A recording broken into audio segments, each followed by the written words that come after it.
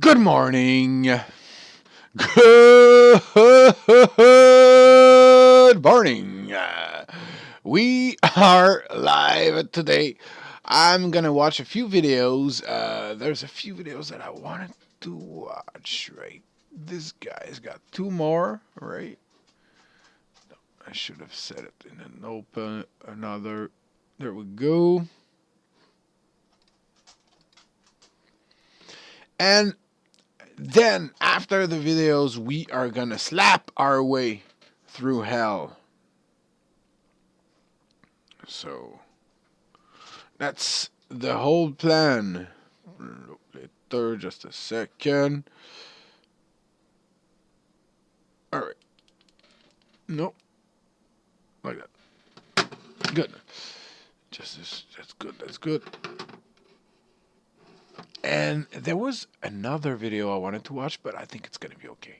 So, without further ado, the first video I wanted to watch today, very, very simple. Let me just open this. There we go. Up.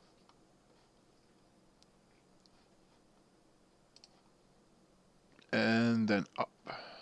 Up la vie. Alright. So, first video I wanted to watch was this one. Despite the reputation, This is a new video for Moon. It came out a bit earlier today. I really like Moon. He's always have some good videos, some good points of view, some good, well thought of individual. He just reached 1 million subscribers, thanks to me because I subscribed to him, and to probably 999,99999 other peoples. So yeah, that's good job for you, man. Congrats on that, and I can't wait to watch your new video. So let's watch it. CIA's darkest secret experiments. I mean, it should be interesting. despite their reputation as the largest and best funded foreign intelligence service in the world, Grab yourself a coffee. the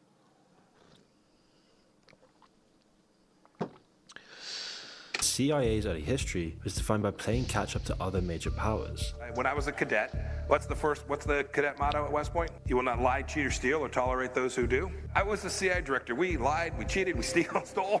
I'm not sure that we can trust our government. Everything that the CIA has told us has been a lie, and it doesn't matter who's in the White House. I'll never apologize for the United States of America. Ever. I don't care what the facts are. Until their entrance into the Second World War, the US's foreign intelligence was conducted through a selection of Army, Navy, and government intelligence services. They rarely talked to each other, keeping their information separate and out of reach of the central government. It wasn't until 1942 that they were consolidated by President Roosevelt into one unified system, the OSS. Now, they had a lot of ground to The OSS, the Office of Strategic something. I can't remember the last S. But yeah, this is the CIA's precursor. Before the CIA, and it was formed during World War II. So yeah, you can see the ties, the climate in which this was formed. So the mind state that they were in when they formed this. cover, as the UK was already starting their foreign intelligence service over 30 years prior in 1908, and the Soviets were renowned for their massive network of informants and moles, so they needed every advantage to level the playing field, and some of the OSS thought that this would lie in testing and creating new interrogation techniques. Just a year after being created, the OSS was already conducting experiments to this end. Previously confidential documents reveal that as early as 1943, the OSS were giving military volunteers mess Wait. In 246, okay, we don't know the previous one. With various drugs believed to aid in interrogation. The information relates to several experiments on approximately 88 witting American citizens. Using such drug as benzedrine, I don't know what benzedrine is, caffeine, scopolamine, alcohol, and tetrahydrocannabinol. Oh, and this is THC, dynamite, THC. A June 1943 OSS memorandum refers to various experiments with U.S. military volunteers using mescaline. Yeah, mescaline. Yeah. Cannabis indica. This cannabis. This is not cannabis. The memorandum also mentioned a non-witting test in 1943 on a notorious New York gangster by one of the OSS researcher. Wait a second. And other psychoactive drugs, all so that they could test their usage and interrogation. And it wasn't just volunteers though. The documents also make reference to involuntary testing on criminals using similar substances. At the same time, the OSS was working with mafia kingpins in New York in preparation for their invasion of Italy. So this was most likely the source for their test subjects. The OSS were the only branch of the US government involved in unethical experiments. The war effort gave the US a lot of new problems to solve. Don't you ever jump into your mesh and wonder, what's it all about? Where am I headed? Well, the answer is the League Division. Yeah! All the time! When I jump into my mech suit, I don't know what I'm gonna do the rest of the day. Damn, blast other people, Geppetto! Get wrecked! Deathmatch and a free-for-all mode. Division. Hey, Carnita! You suck! The beggar! Game modes where teams Divan, party maker, yeah, Divan, but what the hell? And if you're having trouble winning, enhance your matches and weapons using the free crates you receive, containing credits and blueprints to boost your squad's power. And then unlock more slots in your hangar for more matches per battle, which results in you getting more points. However, the key to all of this is experience, so you have to keep playing and learning. And Control Point Clash is so much fun. It's a 5v5 mode, where you team up and capture and control points. And every time you capture a point, this increases your team's influence counter, with more points accelerating the process. A team then wins by reaching 100 influence, eliminating all opposing matches, or having the highest influence after the 5-minute timer ends. And recently Mech Arena has just announced new skins for free via gameplay, and later in the month they're introducing an epic sci-fi themed event, bringing spectacular new maps, the Chain Gun Scorpius, and a new heavy juicer pilot with an awesome unique look. It's wow! on Android and iOS right now, and you can use my personal link or scan my QR code to get bonuses worth $30. We're talking about one. It's a free game for $30. Description below. One of which was malaria. Sending thousands of soldiers who had probably never left their country into the Pacific led to a massive malaria problem. And quinine, one of the most effective treatments, was nearly all controlled by the Japanese. Now, to be fair, not many soldiers did die from the less aggressive Eastern strain, but the amount of people who left in hospital beds was a huge strain on the military. Desperate for new treatments, the US Army and the State Department funded dangerous tests of new malaria treatments on inmates at Stateville Penitentiary, Illinois. Incentivized by meager sums of cash or early parole, 500 prisoners were infected with malaria and given the untested drugs. They knew many of these compounds and mixtures were dangerous and fatal in high doses. Right. So they needed to test medication for the soldiers on the front who were being devastated with malaria. So what they did, let's infect prisoners. You know, prisoners first. The good thing about prisoners, they can't run away. So you'll be like, oh, I'm going to get you. No. Yes, I'm going to get you. No. Yeah, they're going to get you. You can't run away. You're in fucking jail. And, you know, they don't have much to say about it. So, yeah, it's two birds, one stone. And if some die, and it's good for the prison system. So, that's what they did. I mean, I think it's a little bit unethical, no, don't you think? Just a little tad bit. But, because even if they're in prison, these are people. you know, people. But they wanted to test the upper limits of what someone can actually take. One prisoner died after a particularly high dose of one of these research chemicals, and many others suffered awfully from the treatments. They even started getting some of the prisoners involved in the research process itself. One imprisoned murderer was instrumental. Just a sec. They acted as secretaries and technicians, recording data on one another, administering malarious mosquito bites and experimental drugs to one another, and picked to decide who was admitted to the project and who became eligible for early parole as a result of his participation. Really? So, if we infect you, you can get out early. Yeah, for sure. In a box. One imprisoned murderer was instrumental in recruiting other prisoners, observing the results and even conducting the tests. And now, despite these experiments becoming public knowledge a few years later, the CIA was going to learn a lot from these early government endeavors into human experimentation. In particular, these techniques of interrogating test subjects into the experiment itself is something that the CIA would be soon to take advantage of. But eventually, once the war was over, the OSS had time to consolidate and rebuild. And it was around 1947 that the CIA was born, a new agency designed to make up for the inadequacies of the OSS. Some of their early aims were to hone and perfect the art of interrogation. But why interrogation? Panic began to set in. And I know what they mean now when they say everyone has a breaking point, a point at which you will basically say anything just to make it stop. The OSS and other intelligence services were interested in solving a problem that had existed for thousands of years. It barely ever works. It wasn't that people wouldn't talk, it was that they talked too much. People would say anything under enough pressure. So getting them to tell the truth is a whole other matter entirely. And this was the holy grail the OSS was after. They had four main goals. The first, as we've already mentioned, was to find a way to get the truth out of prisoners. But they were also looking to condition their own agents against interrogation, to ensure their own techniques couldn't be used against them. The other two To be sure their own technique can't be used against them. aims, though, are much more unsettling. They mention finding out methods of controlling the activities of prisoners and people within their control, but also of conditioning their own agents against it. Behind the deliberately vague phrasing, they're referring to mind control, and this was something the CIA was incredibly interested in. Are you aware of Operation Midnight Climax? Those were the safe houses in San Francisco. Well, that was the brothel version of it. Where they lured these Johns into these brothels and then dosed them up with LSD and studied them. Yeah, with mirrors and everything. I say with mirrors, no, with drugs. But they were on one side with prostitutes and prostitutes with drug people, prominent people. You know, some people with something interesting to say. Not like me, because if they would drug me, they'd be like, what the hell? They would be wasting their time. But some, a scientist or a politician or a public figure or somebody, who has some kind of knowledge.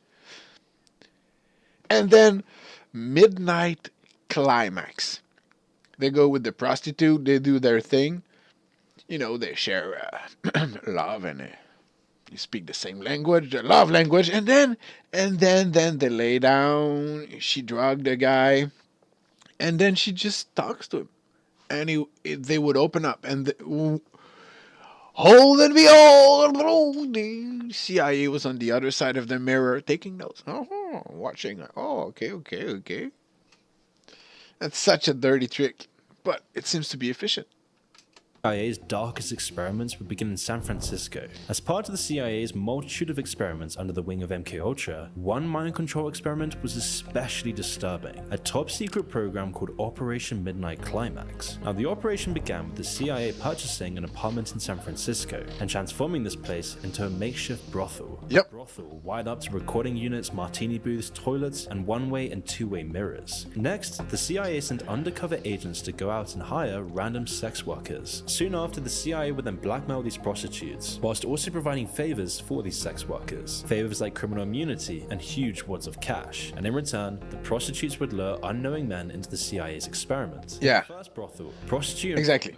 would administer psychoactive drugs to unsuspecting clients. According to the journalist Gary Kamiya, certain individuals, the prostitutes, would covertly administer this material in accordance with the CIA's instructions, with one of the agents telling the Telegraph Hill that you could bring people in for quickies after lunch. So over time, once the brothel was set up, hundreds of men and prostitutes would be put into the rooms throughout the city. And in these rooms, the CIA operatives would be hiding within these walls, behind a two-way or one-way mirror, watching everything that happened in the room. And then eventually, prostitutes would be secretly instructed by these operatives to go to the bathroom. Then the next minute, the men waiting around in the bed would be unknowingly drugged with LSD, sprayed by aerosols, or had their drinks spiked, which when combined with the women and blackmail, made the men especially willing to divulge their deepest secrets, because this was the ultimate aim of the operation. It was a test to see how open and talkative drugs and sex made these men. I mean, CIA is using the secret tool, drugs and sex. Give a man what he wants, and he's going to give you what you want.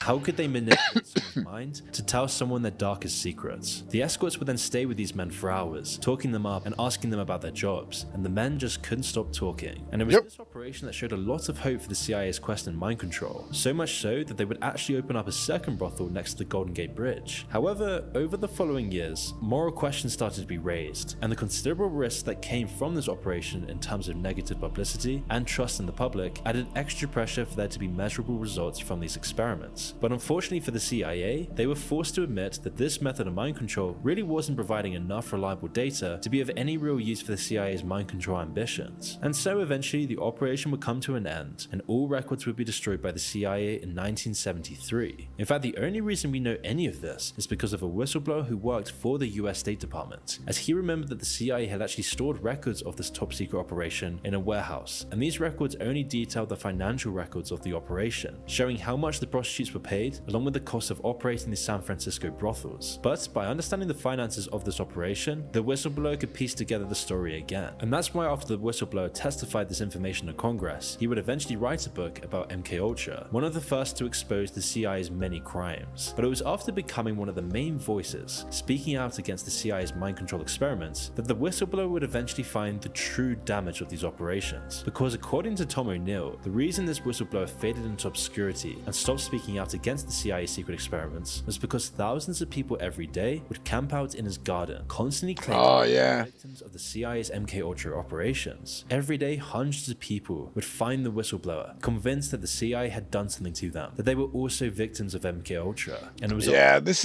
is a strange phenomenon. It's the same phenomenon that is if you start coughing, you go on the internet and then you look at the symptoms, you'd be like, oh my god, I got all of these. And these people would be like, oh, I got a headache, or these are the symptoms if you have been tested on by the CIA. And, these are common symptoms. Like when COVID came out. Are you tired? Do you sneeze? Do you blow your nose? Yeah. Oh, that might be COVID. Or that might be the disease. I don't think I can say this word, so I'll call it the disease. Because are you? These are the symptoms. Are you tired? Everywhere you go, you went. Are you tired? Well, yeah, I'm tired of this. Fuck yeah. Okay. Check. Did you sneeze in the last 14 days? Yes, I have 2 dogs. Check. Did you blow your nose? Yeah, I'm a clean person. So this is so... Anyway. This is for not hypochondriac people, but it's just a phenomenon. Yeah. So this guy had hundreds of people camping on his lawn because they thought they've been experimented on. Fuck, man. Fuck. It's crazy. It became clear that operations like Midnight Climax were sowing some very deep seeds of mistrust against the entire US government across the country. Lots of the victims were left with invisible scars, results of the CIA's tampering within their minds. However, in most people... We saw Bourne in the movie. He's a Manchurian candidate. He's kind of a Manchurian. He's been anyway. It's been a long time. You all saw Bourne. Depression and PTSD. Some people were lost forever. Their personalities forever changed. In a few cases, it turned people into radicals. People like the Unabomber Ted Kaczynski. You see, before he came to university, he was a genius. So much so that he was on the borderline of madness, as he too was exposed to psychic driving, continual humiliation, and other CIA mind control techniques, explaining his later hatred of authority, considering what the CIA had done to this underage Ted Kaczynski. But of all the killers that the CIA is linked to, none are more disturbing than their connection with Charles Manson. Infamous for his cult of followers who call themselves the Family, he was arrested and imprisoned for masterminding the ritualistic murders of Sharon Tate and 6 others. Now, all signs seem to point to a deluded attempt to spark a race war, but now the official narrative is beginning to fall apart, as it's only recently that the CIA's likely involvement has been uncovered, all based on decades of work by one man, Tom O'Neill. You see, the year was 1999, and Tom was just an entertainment journalist. He'd been out of work for some time, until eventually an offer came from an editor at the Premiere magazine. asking him to write a piece on the Manson murders in preparation for the 30th anniversary. Tom almost didn't accept. Everyone already knew the story, so what else was there to uncover? But he needed the money, and the magazine's editor was sure there was something else to the story. Little did she know how right she would be. The 3-month deadline set by the magazine came and went, but Tom didn't care. What began as a short project became an obsession. Every new discovery just led to more questions. Well, a real turning point in my reporting was after I got access to Manson's parole file and saw that, I mean, in Helter Skelter, Bugliosi, I think, describes 2 arrests that Manson got released on technicalities, shoddy police work or something when he should have been violated. But what he didn't do was talk about 3 or 4 more. Turning a short piece on Manson into an entire book that still doesn't answer all the questions. The only thing that became crystal clear was the official narrative of the Manson family just didn't add up. And here's what he learned. The first thing that Tom discovered was that the trial of Charles Manson and the fact that one of the prosecutor's key witnesses lied in court about the motive of the murder, and that lie became part of the official story, and was set in stone. You can see her head moving like. In Bogolosi's best-selling book a few years later. Both him and the witness alleged that Charles Manson chose the Tate's house as the location because the former resident, Terry Melcher, had wronged Manson in the past over some record deal, but the official motive was that Manson wanted to start a quote race war, which this has absolutely no link to. Tom's suspicions then grew further when he interviewed other people surrounding the case, who nearly all hated Bogolosi and thought that he was a snake. Working from this clue of a nonsensical motive and a possibly corrupt prosecution, Tom uncovered a hidden depth to the relationship between Melcher, one of the top record producers of the 60s, wow. and Manson. He uncovered that. What a beautiful individual. I mean, that face, there's something wrong with that guy's face. I can't put my finger on it, but whoo, okay. Moving on. That desert compound after the murders took place, and that he had lied under oath during the murder trial, something that can actually lead you to getting a murder sentence yourself for lying in a murder trial. Documents also uncovered by Tom implied that Melcher had schemed with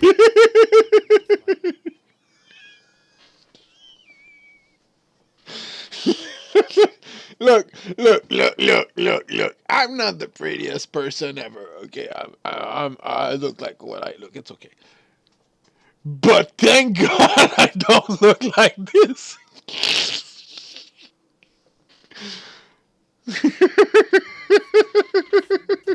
Fact. When Bugolisi himself was interviewed by Tom, who was showing him the evidence and the accusations, Bugolisi started to panic. He clamped up, deftly brushing aside Tom's questions using his decades of experience as a courtroom lawyer. And then, he even threatened to sue Tom for $100 million. However, his co-prosecutor on the Manson case, Stephen Kay, was much less combative when he was confronted. And he also told Tom that his evidence could overturn the whole verdict, possibly setting Manson the crazed murderer free. But Tom pressed on. There were just too many questions. Why Bugolisi and Melcher lied about the motive? What were they covering up this whole time? And that's when the CIA and their involvement came into focus. Because by 2005, Tom was deeply stuck into the mystery, as he uncovered another link to Charles Manson, this time stemming from a man called Reeve Whitson. He had been an undercover agent for the CIA, working on infiltrating hippie groups and the film industry in the 60s. At least, that's what Reeve's wife and child thought. The CIA coyly told Tom that they could neither confirm nor deny his employment. But shortly after his death, Reeves had confessed to his family that he had been involved with the Manson family under the orders of the CIA, and that he could have actually stopped the murders, but he didn't. In fact, he had actually been at the scene of the crime before the police even showed up, which was a deal later corroborated by witnesses. And it's at this point this particular thread of inquiry transitions from evidence to speculation. Although it's not hard to put together the pieces of the puzzle, Reeves' involvement with the Mansons was likely under Operation Chaos, a massive project that involved missions to destabilize left-wing groups and civil rights movements. Yeah. One part of the tragic legacy of the Manson murders is that it finally destroyed the optimism and spirit of the 60s. The days of the summer of love died. This is what you have to remember.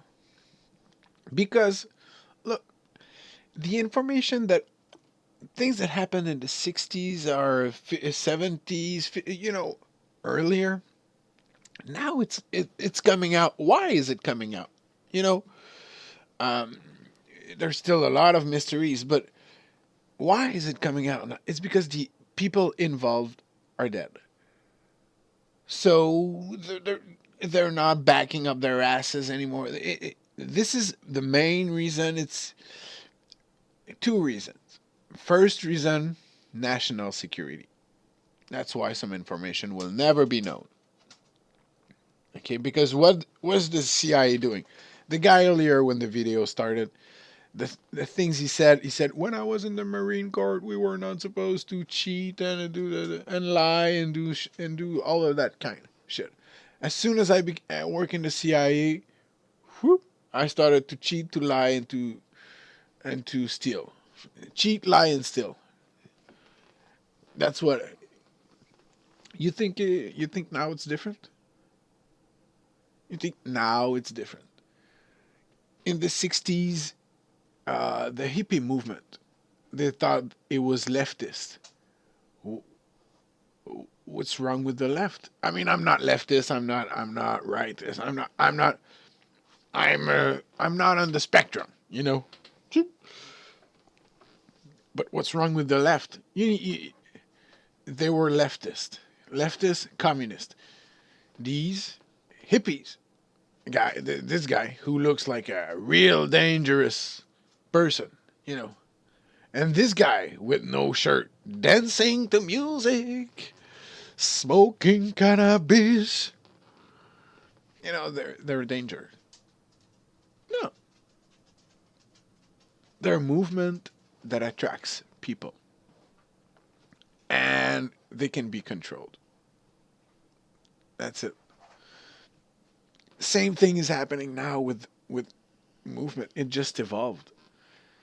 It's history has a strange way to repeat itself, and it's interesting they showing, you know, or I watched a video previously on the channel about an interview from ex-CIA directors during the 50s and 60s. What they have to say is very interesting. They don't hide the fact that they cheat, they lie, and they steal. And it's all backed up by the government. That's... I don't want to speculate too much, but, you know, I think it's a lot of power for an organization that's not politicized. Quick. So, and now for sure they're using this power with more modern movements. I don't want to name any, I don't want to say any, but I mean, let's be honest. That's what they were doing in the 50s. Now they are better at it for sure, and more covert, and probably a lot more efficient. Died, and if the CIA were involved, then their plan worked spectacularly. Other details that Tom uncovered also offer circumstantial evidence to this theory. Before the murders occurred, for example, Manson was caught with his cult, breaking parole, and in possession of stolen cars, credit cards, and even a machine gun. He would have been rearrested if he were anyone else, but his parole officer somehow pulled out every stop to let him go free after receiving a message from higher-ups in the chain of command. And Manson is also strongly linked to the CIA's LSD mind control program MKUltra. During 1967, when Manson was forming his cult in San Francisco before they moved to California, he allegedly came into contact with Dr. Louis West. He had been a part of MKUltra for years, running various experiments involving LSD on unsuspecting victims, and it's highly plausible that Manson had been one of the experimentees, or had even been involved with the running of the test themselves, as his followers did accomplish one of MKUltra's holy grails, using LSD and psychological pressure to convince that person to kill. However, proof of these specific allegations, much like the majority of the details surrounding the case, have likely been lost forever. Despite this, it's still clear that the truth never really came out, because the further you go down this rabbit hole, the more absurd and unbelievable the story becomes. Manson himself, for example, plays the part of the crazed lunatic on camera, but speaks in full sentences in clear English when he's not being interviewed by the press. And I only have time here to scratch the surface. Tom O'Neill spent 20 years diving into the case and still hasn't reached the bottom of it. Although his brilliant book Chaos: Charles Manson, the CIA and the Secret History of the 60s goes into far more detail on the intricacies of the cover-up. Mind control, brainwashing, psychic driving. We've seen some pretty impressive technology, but not all of the CIA's experiments and tests have worked perfectly. In fact, some were so nonsensical. Wait, I just read and let's go. But not all of. When the CIA learned cats make bad spies. Are you serious? Are you serious? Is this a real article? When the CIA learned cat. Really?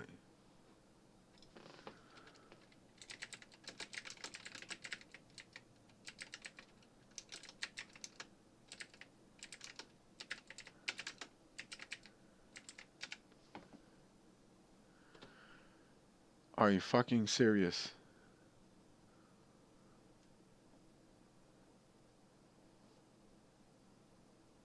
What?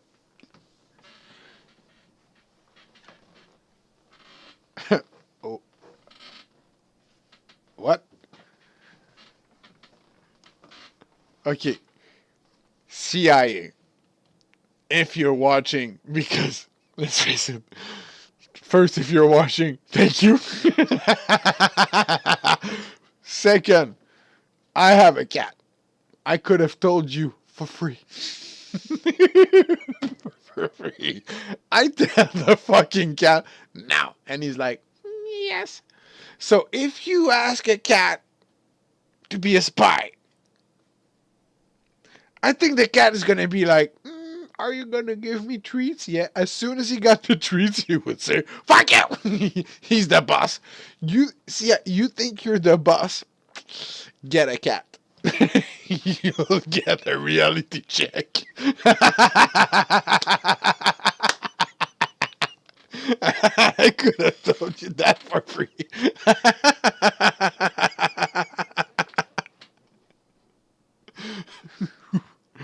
Okay, let's go back. Let's go back. But just to be sure, when the CIA, it's on Wikipedia, Acoustic Kitty was a CIA launch in the 60s, which intended to use cats to spy on Kremlin. Okay. Surgeon implanted a microphone in the cat's ear canal, a small radio transmitter, and a thin wire into his fur. Okay. Innocuously record and transmit sound due to problem with distraction. I could have told you that. The cat, exactly. The cat is gonna be like, fuck off. The cat's sense of hunger had to be addressed in another operation. Oh, it cost 20 million. I would have given it to you and for a free coffee. Give me coffee, I'll give you information. You wasted 20 million on this. Okay. The first acoustic. Oh man. We have to. The first Acoustic Kitty mission was to eavesdrop on two men in a park outside the Soviet embassy in Washington. Oh, this is so stupid. I mean, oh la la. Oh, if you have some good other good, hey, contact me, please. I have tons of ideas for you.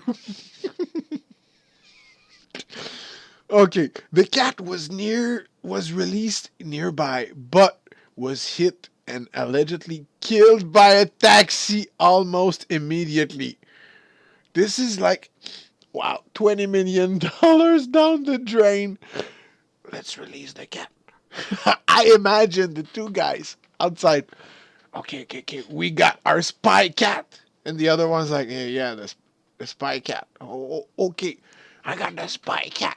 Let's make it in action. And then he opens the door of the secret CIA van. Oh, he moved the cat out. Go, Kitty, get the information for me. And then he waits a second, and the taxi's like, pow! And then he looks at his friend like, oh, I think we're in deep shit.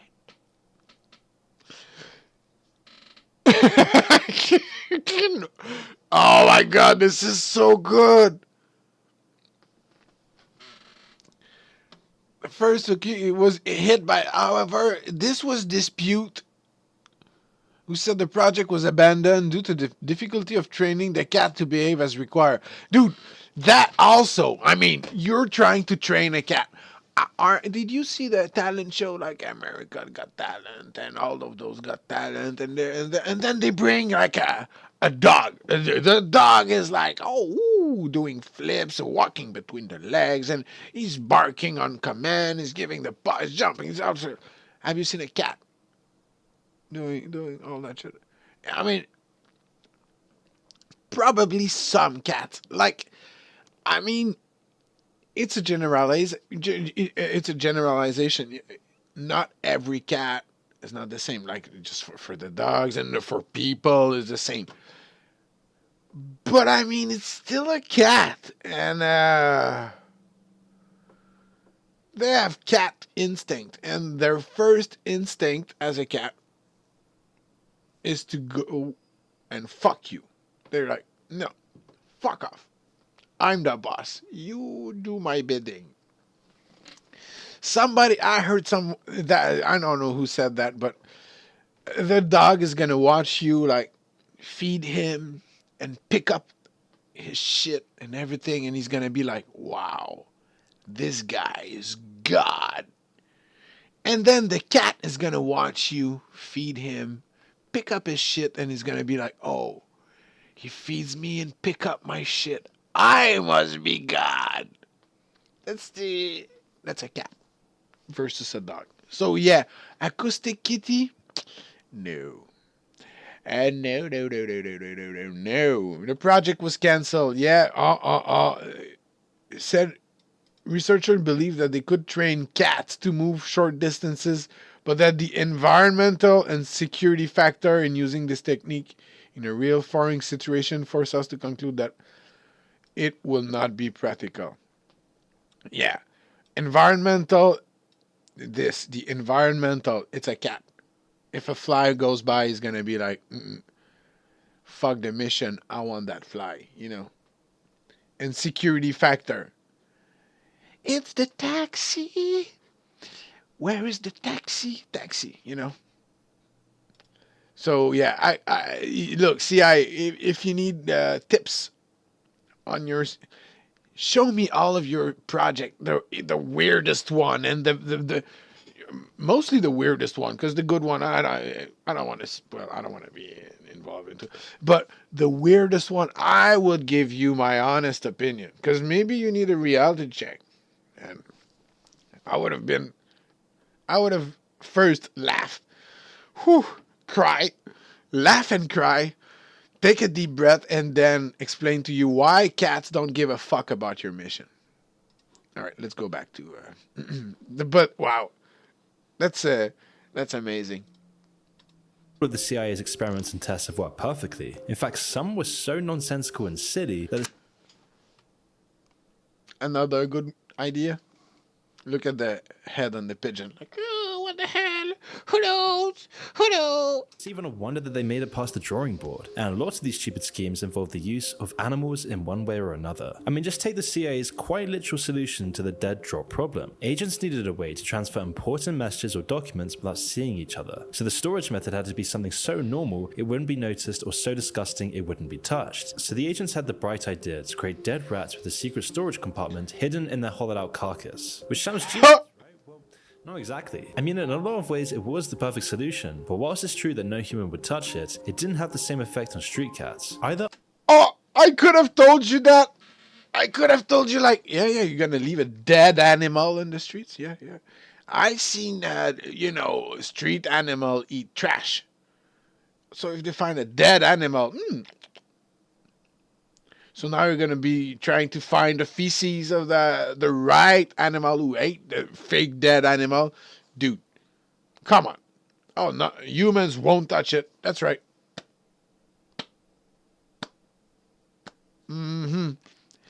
I think you really need, somebody who's not an idiot. After noticing it in testing or in the field, the CIA found that their dead drops were regularly being cat burgled. Dosing the rats in Tabasco sauce or other repellents just didn't work, until the CIA eventually found that wormwood oil did the trick. It's unclear how many times the CIA used this technique, but now that it's declassified, it's probably not even worth checking if any rats you may encounter are secretly carrying messages. But if cats were so good at foiling CIA operations, why not try and use them instead? And this may have been the thought that led to Project Acoustic Kitty, the CIA's attempt to turn cats into spies. Over the 60s, the CIA poured over $20 million into... Yeah, we read that. We just read that. specific locations and then report back. And the problem of just creating the listening devices cost the CIA so much money, because back in the 60s, bugging devices and microphones were far less advanced. But after years of research and development, the CIA designed a series of implants that could fit under a cat's skin and in its fur. Theoretically, the plan was to release the trained cat, it would go to the target destination, and then it would record and— Oh, Moon. That was a rare mistake in your editing.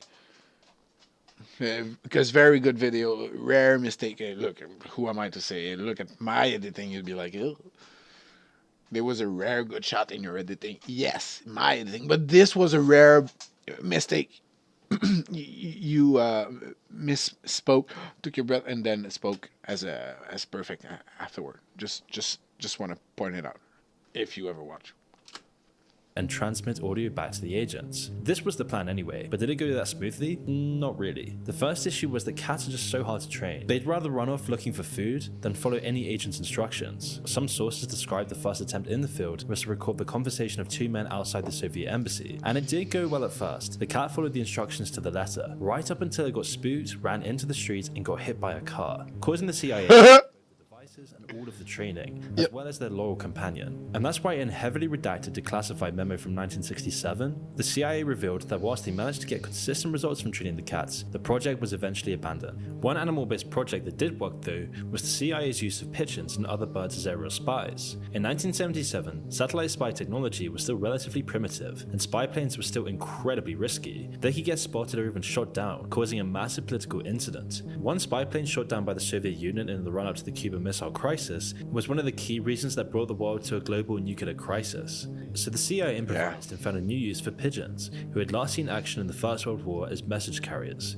The idea was that by attaching cameras to the pigeons, operatives could carry out almost unnoticeable aerial photos from an incredibly low distance. Agents would then release the trained birds from a hidden compartment in a VW Beetle, then just wait for them to fly over the target and come back. The pigeons could get incredibly detailed pictures of military targets without ever arousing suspicion, and surprisingly this actually worked. When they tested them on US bases, the pigeons were taking better pictures than the most advanced spy satellites. Unfortunately, the declassified files about the project ended shortly after the successful tests, and the CIA has stated that some parts of the program are still classified, implying that the pigeons worked and saw use in the field, but to what extent we don't even know. Lots of the CIA's more wacky ideas revolved around animals, but another dumping ground for their stupidest schemes were based on assassinating Fidel Castro. Most people know about the CIA's vendetta against Castro and the strange methods they tried, like exploding cigars or poisoned scuba gear. But how did this all start? Well, Castro had been on the CIA's radar ever since he deposed their friendly dictator in Cuba and took power himself. By instating a communist revolution in the country, this completely alienated Cuba from America, and after he took power, he had lost a lot of powerful people and a lot of money. The mafia in particular were heavily invested in Cuba through a ring of dirty casinos which they had used to launder their money. So when Castro took control, he dissolved the casinos and lost the mob millions in the process. But more particularly was that as Cuba became an ally of Russia and threatened America directly, the CIA had to get involved. And so this is what led to the CIA recruiting two head mafios to whack Castro in 1960, Sam Giancana and Johnny Rossetti, two crime bosses on the FBI's top 10 most wanted list, who had an extensive history dominating the criminal underworld. But things just didn't go to plan. First, the mafia presented a man in Cuba's government who had access to Castro, and the CIA gave him poison pills to slip into Castro's food. But after scamming some more money out of the CIA a few times, he backed out. Similar mafia poisoning attempts also failed, as did more traditional methods like gunmen and bombs. And considering their track record in killing heads of state in the 60s, it might just seem like the mafia were just stringing along the CIA the whole time, as they knew the CIA wouldn't be able to do anything against them. So after 2 years of failures and wasted money, the CIA got impatient, and so they tried something drastic. And this is when the Bay of Pigs invasion began, a CIA operation designed to get Castro out and retake control of Cuba. They funded an entire invasion force, but it never got off the beach. Now the details are too long to go into this video, but in short, it failed spectacularly and almost caused nuclear war, so they went back to assassination. In 1963, the CIA planned on killing Castro with exploding seashells. First, they'd embed explosives in a big seashell and then paint it with weird colors and patterns. Then they'd drop it in the sea off the beach that Castro used to frequent. He'd go swimming, see the beautiful seashell, and be unable to resist taking it home. Once he picked it up, boom. Castro's dead, nuclear catastrophe has been averted, and communism fails. Cuba. So, let's point out what just happened, okay? CIA tried to assassinate Castro. That's not a secret. With poisonous cigar, poison is in his drink, and you know that kind of shit. And then they were like, yeah, so some kind of wacky stuff. Yeah, we're gonna poison that, or okay, it doesn't work. We're gonna straight up invade Cuba. It didn't work, so they went back, to strange shit. We're gonna put an explosive in a seashell. Castro, I stretch. It's a stretch, Yeah, let's stretch it. Castro is gonna go out, take a little swim, fluke, see the beautiful seashell that we painted, and be like, oh, I love him so much. Because everybody knows, like, a dictator, yeah. He loves the seashell. I'm gonna take it home. And when he's gonna hug it home, because that's what you do with a seashell. Oh, I hug it. Close to my heart, close to my vitals. And then boom! Did it work? No, I didn't work. Okay, I could have told you that. Cuba becomes an American ally. However, it's not hard to see why this didn't make it past the planning stage, as if Castro really was just going to pick up objects and bring them home. The scheme involved a diving suit lined with tuberculosis, but this was also never implemented. Yeah, let's put tuberculosis in his diving suit. What the fuck you doing over there? What the hell is going on? I think you first off, hats off for the imagination. I mean, wow. Second, yeah, you might need, you guys need me. Let's be honest. Yeah, I'm not free to hire, but yeah. One woman hired to kill Castro got closer than all the others. She was given poison pills to slip to Castro concealed in a jar of cold cream. But when she was about to do the deed, she discovered that the pills had dissolved, making them useless. With her plan foiled, she confessed her motives to Castro. Any other dictator would have had her killed, but instead Castro leaned over and gave her his gun, saying, "You can't kill me, nobody can kill me." Then, according to her story, she fell into his arms and they made love before she quickly fled the country. More failed attempts included a pen with a secret poison needle and poisonous powder sprinkled into his shoes. Holy shit! What a badass! Did you see? She confessed like, I was gonna kill you. He gave her the gun. Like, oh, you can kill me. Now let's make love. Boom, boom, shaka boom. And then he sent her back. Good job, Egg. Good job, buddy. Good job. Good job. Castro's inner circle estimated that someone tried to kill him 634 separate times, and yet he dodged them all. 90 from old age. While they did fail to kill him, the CIA did consider some alternative solutions to the Cuba problem, and one of their proposed plans, Operation Northwoods, demonstrates their regard for the people they're supposed to defend. Released in the late 90s to the public, one CIA document describes what they call justification for US military intervention in Cuba. Proposed to the Secretary of Defense in 1962, the plan describes a series of false flag attacks across the US. One specific fake incident plan describes taking a plane and modifying it to look like a specific domestic commercial flights with a flight path going over Cuba. Then it would be switched with the real plane, and CIA operatives acting as crew members and passengers would all get on board. The plane would fly normally for a time before submitting a phony distress call and secretly landing at a US military base. In its place, a drone would then fly over Cuba and self-destruct. The US could then blame the plane's disappearance on a Cuban missile attack, giving them justification for a war. Now, this was only ever a plan, but it does make some of the 2001 conspiracy theories a little bit more plausible. Oh yeah. I mean, who knows exactly what happened in 2001? What we know for sure, the towers were destroyed. That's what we know for sure. The rest, it's subject. I'm sorry, I have to say it's subject to interpretation, because who knows? Lots of people died, and it was a tragedy. It was not cool. Okay, like literally not cool.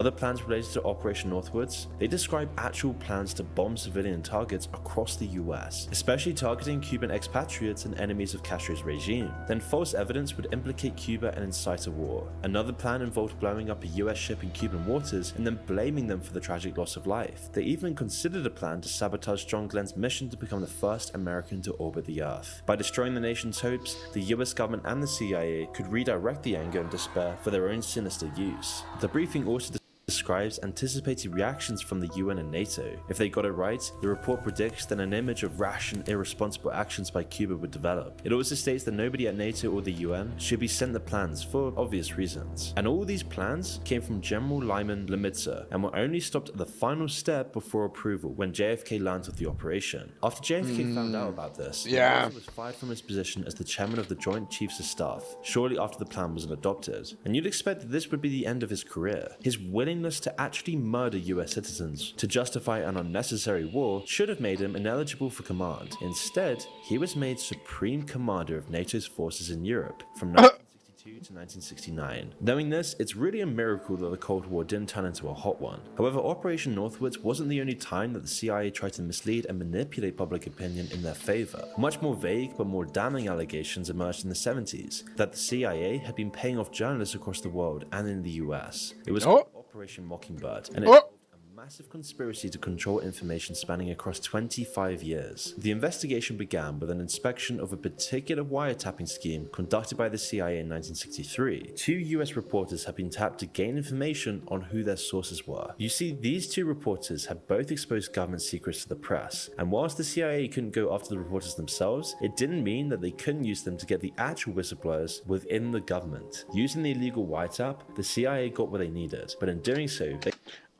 just a second. Within the government. Using the illegal wiretap. Détecteur d'écoute téléphonique. It's wiretapping. That's exactly it.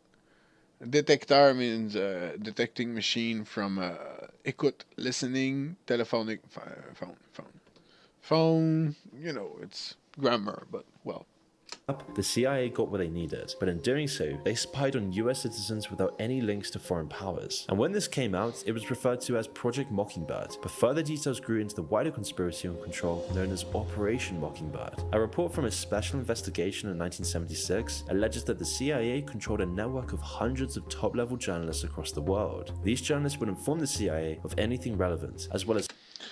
This brings me, look, in 76, CIA currently, well, it was in 76, but I have a hunch that it's still going on. Look, there's a report that's been coming out now by Ross Coulter, the Australian, the host of 60 Minutes from Australia. Very prominent journalist in Australia. See. With the alien thing is.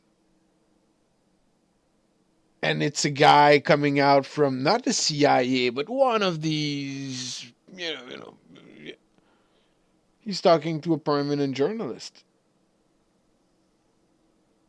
See, is it an attempt to control what's going on? What's going on? Gave the CIA the ability to directly intervene in public opinion whenever they liked. 50 of these journalists, though, were based in America, and they helped sway American public opinion towards the CIA's goals. And they also acted as agents abroad, using their status as an accredited journalist to cover up their connections with the CIA. Now, the CIA officially renounced these tactics after they were made public, but it's very likely that they could still be involved in media manipulation. Oh yeah, well, why wouldn't?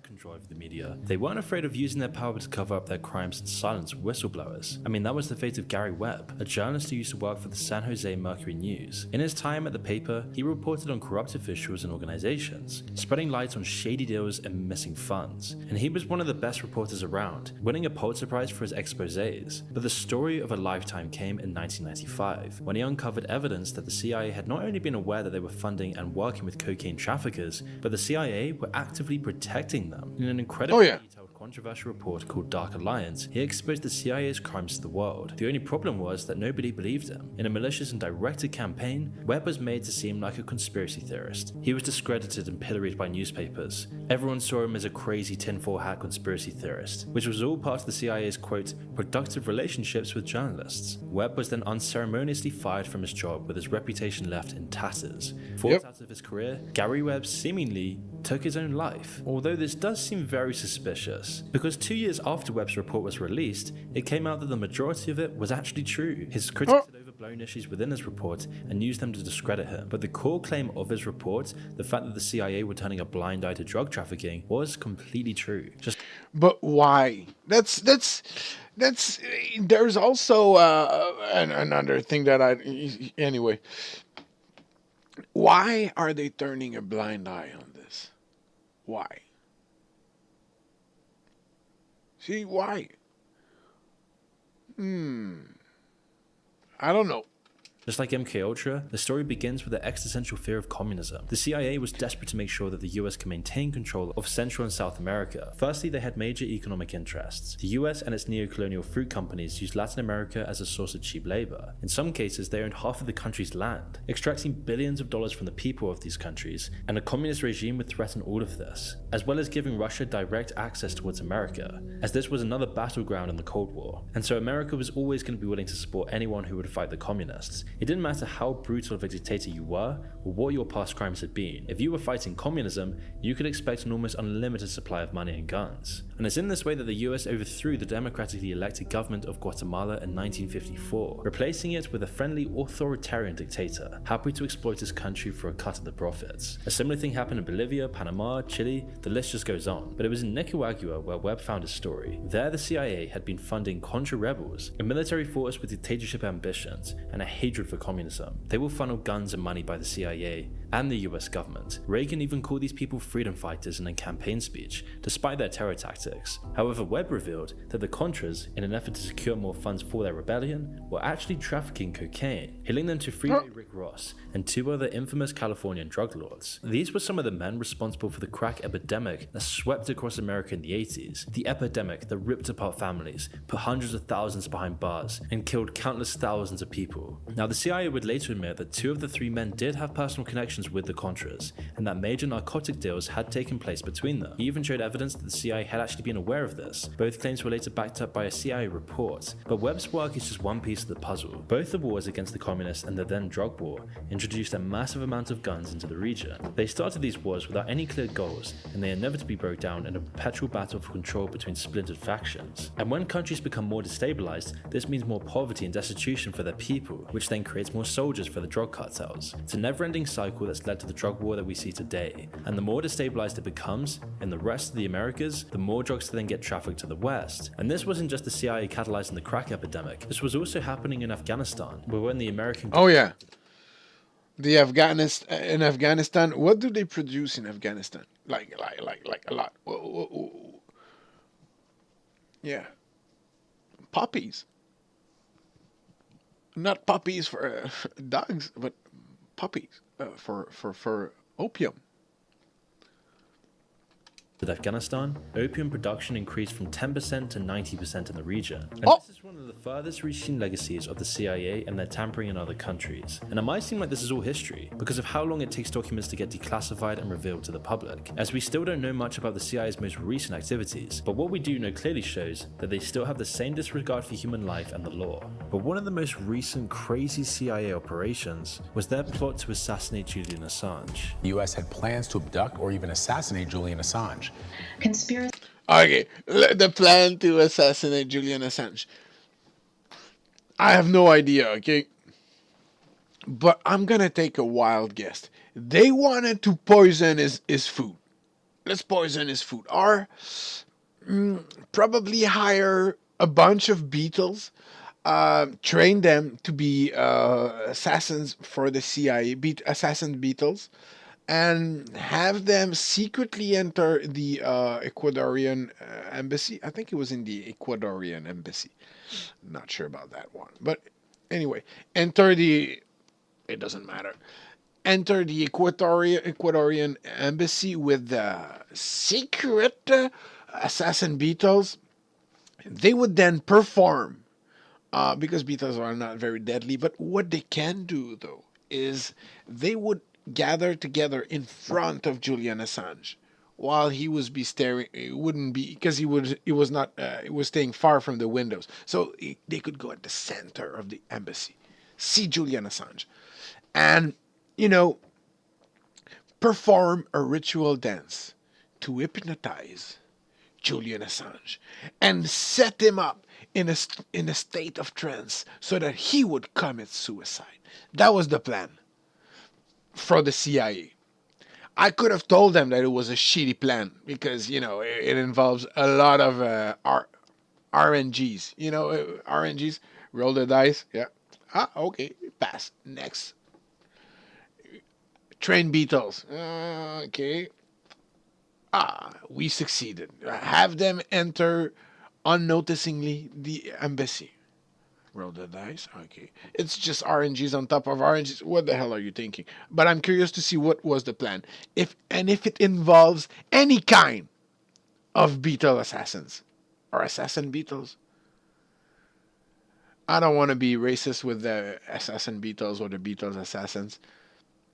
Proceeded to kidnap and murder ninja beetles. An Australian citizen and an award-winning journalist and editor who has done nothing but publish truthful information about the United States and about war crimes, human rights abuse and corruption the world over. In 2017, officials at the highest levels of US government were plotting his demise. And this wasn't just an idea. Specific plans were suggested, diagrammed, and ran through various committees before they reached the top, with the scheme even being given the green light by top officials, with months of planning going into the hit. Now, it started in early 2017, when Mike Pompeo took the stand in Washington to give his first speech as director, but instead of talking about the future or his plans for the CIA in general, he focused on WikiLeaks. WikiLeaks walks like a hostile intelligence service and talks like a hostile intelligence service. In his first chance to speak publicly in his new position of power, Pompeo chose to call WikiLeaks a, quote, non-state hostile intelligence service often abetted by state actors like Russia. This came as a shock, because for years prior, the US and the CIA had always considered Assange a journalist. So what caused this giant pivot? And why was the CIA's biggest enemy now Julian Assange? Well, this was because WikiLeaks had published their most embarrassing leak to date, publishing a trove of classified documents called Vault 7 in early 2017. Yeah.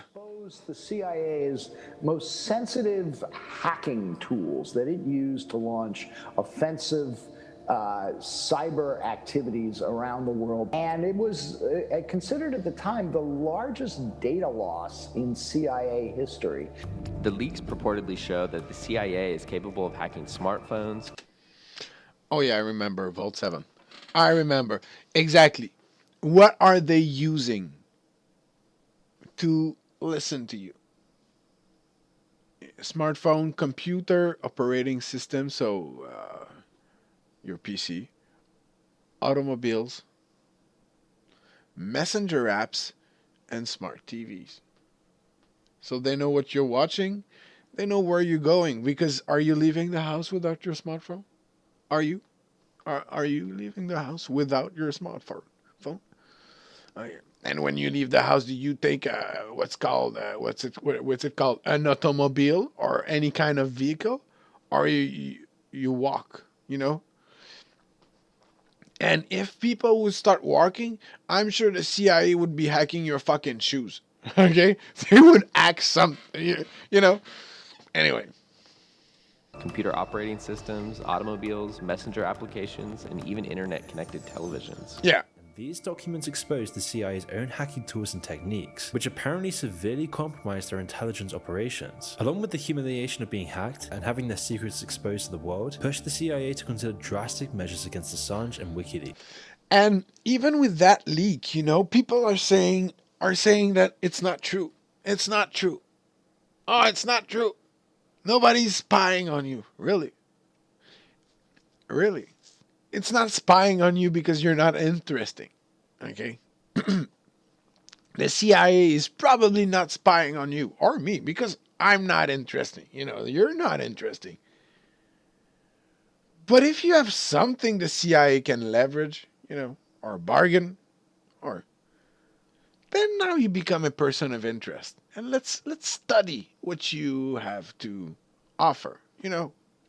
WikiLeaks. That's why under the leadership of Director Mike Pompeo, who consistently emphasized the threat posed by WikiLeaks, the CIA would begin prioritizing the kidnapping and the subsequent assassination attempt of Assange. A truckload of intelligence updates were regularly sent to President Trump. Next, the CIA would explore other options, like sabotaging WikiLeaks web servers, along with spreading disinformation about WikiLeaks and Julian Assange, and even going so far as to steal computers from them. But the secure, secret nature of WikiLeaks made these plans impractical. It was clear that PSYOPs and intelligence weren't going to change WikiLeaks or Julian Assange, and so the CIA would continually pressure Trump to finally change plans with Assange and give them the chance to crack at him, with the biggest advocate for this change in policy being pushed by Mike Pompeo. And after enough pressure, the government would redefine WikiLeaks as a threat to national security. The CIA had been given the go-ahead. They would finally take down Julian Assange once and for all, with Pompeo even going so far as to say, quote, "Nothing's off limits. Don't self-censor yourself. I'll worry about the lawyers in Washington." The first idea was to kidnap Assange, but this idea was quickly shot down due to the complexities of violating multiple countries' sovereignty. I mean, to get him, they would have to violate 3 countries' sovereignty at once, as Assange was an Australian citizen living in an embassy that was in London, but was technically on Ecuadorian soil. So the CIA would offer more extreme measures, and this was when the assassination operation began, as leaked conversations in mid-2017 revealed that Trump inquired about the possibility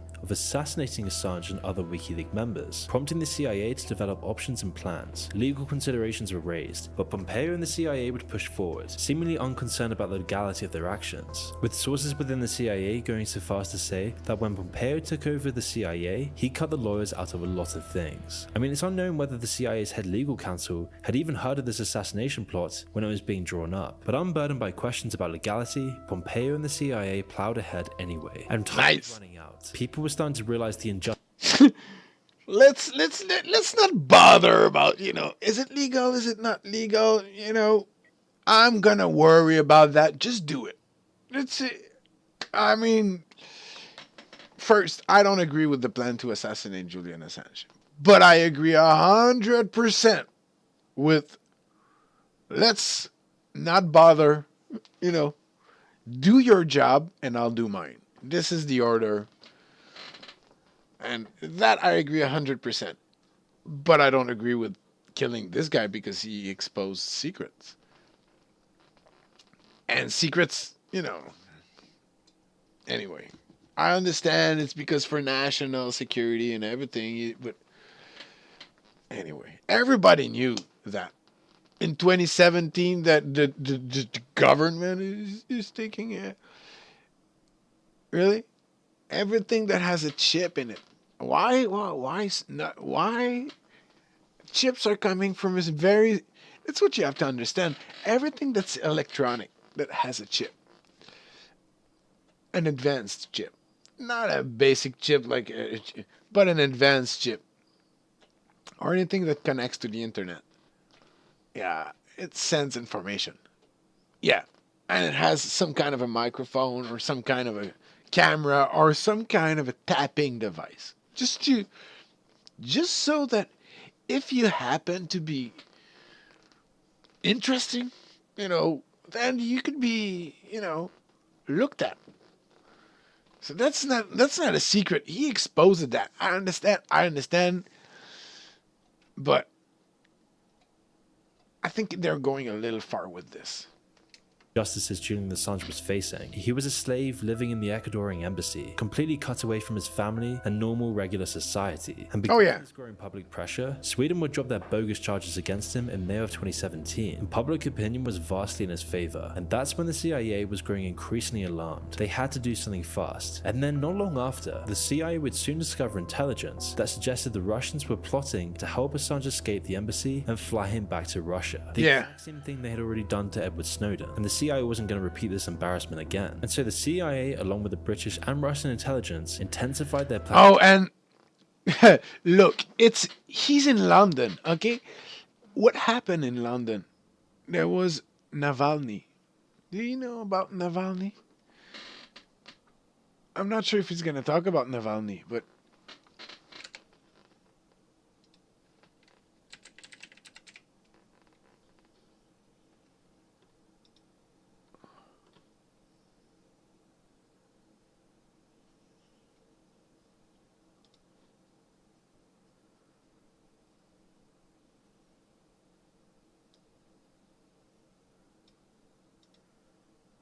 Oh, I thought he died. Oh, then I'm not. I thought it was the poison. The thing he tried to kill with the poison. Anyway, no, I'm mistaken. Okay, never mind. Never mind. Of the embassy. Every major power wanted him, and because of the growing tension, the extremism of these plans burgeoned. I mean, the CIA was actually drawing up plans to engage in a gunfight with Russian agents during their escape attempt, or even crashing a car into Assange's vehicle, or preventing his departure by firing on the tires, to denying airspace to the plane that leaves to Russia. All while Russian agents began practicing escape maneuvers in their cars outside of the embassy, all designed to throw off and confuse anyone watching them. It was so crazy that one former senior official said, quote, "It got to the point where every human being in a 3-block radius was working for one of the intelligence services, whether they were street sweepers or police officers or security guards." Look, how much money did they throw at us at this? That's the thing. Now they said, "Oh, WikiLeaks is the enemy." And the president said it. So when the president said it, you better deliver, because especially if the president is Trump, because he's gonna let you know that you don't deliver. He's gonna fire you on TV. He's used to fire people on TV, so it's not a big deal for him. It's a regular Tuesday, just before lunch. Yeah. Hey, Brett, yeah, fuck off. Stay home today. About that, it's anyway. Agents were surrounding the embassy, and so it was no surprise that Assange and his associates became increasingly paranoid. WikiLeaks was the core of an international conspiracy, which is why Assange believed that all of his conversations were being monitored and being used against them to release more fake, damaging information in the event of their deaths. Smear WikiLeaks and Assange's name. And he wasn't wrong to be paranoid. The CIA actually had an inside source within the Ecuadorian embassy providing intelligence on Assange's activity. See, when I said the CIA is spying on you, CIA is not spying on you. But Vault 7 exposed that they're listening through just about every intelligent device. Look, he's living inside of this shelter. Storage shelter. There's nothing inside of this. He's living in a storage shelter. He was not a prisoner. He was a refugee, but look, they were listening 100%. If they could set up this toilet paper with a microphone, they would have. And who was also close to poisoning Assange. The secretive nature of this operation has meant that all precise details remains kind of unclear. However, the leaked information and conversations indicate a concerted effort by the CIA to assassinate Assange, which, to put it simply, means that the government was willing to break all international law to kill a journalist that said bad things against the US government. All international law to kill a journalist has said bad thing. Really? That's it? Wow. First, whoa. What the hell? That's a funny picture. At the end. But such a good video once again. Grats. It's so good. I really love what you did over there. Thanks a lot. And thanks a lot for watching. I'll be watching another video right now. So, all right. We have 2 more videos to watch about Diablo 4 Hardcore Death. This guy, this one, and this one. So we're going to start with this. All right.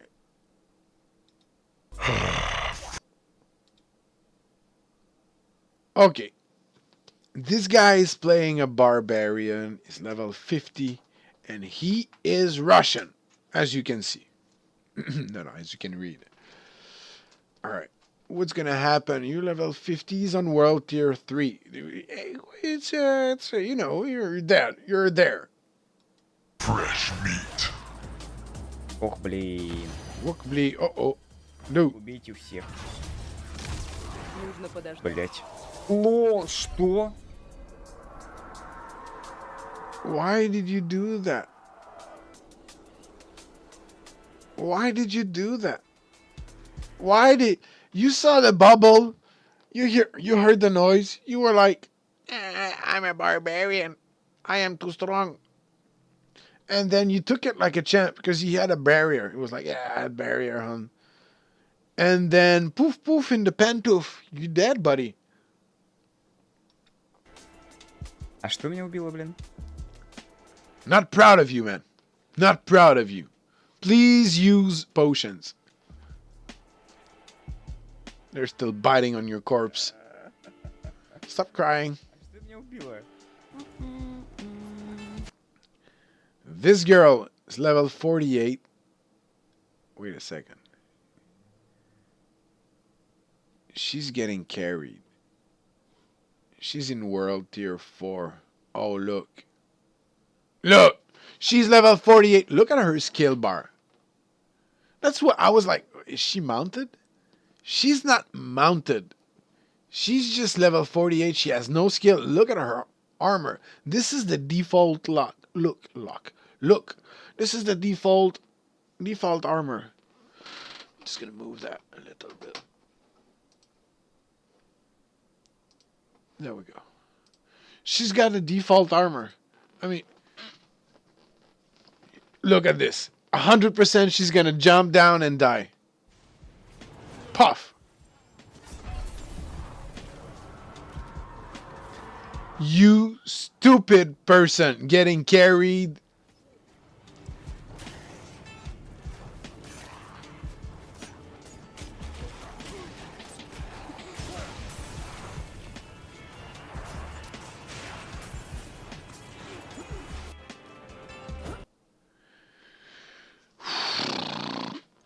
If you can't play Diablo, don't go hardcore.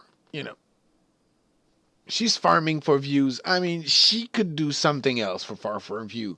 She could play softcore and get as many views. I'm sure. Because she pretty, you know. If I dress up like this, maybe I get more views. Who knows? Would you like the video if I had cat ears?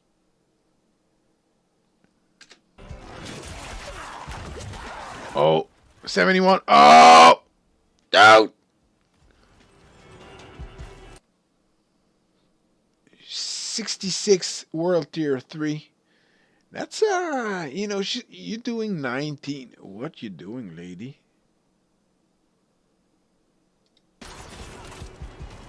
Oh, you're playing with the bear. I see. Oh, shiny.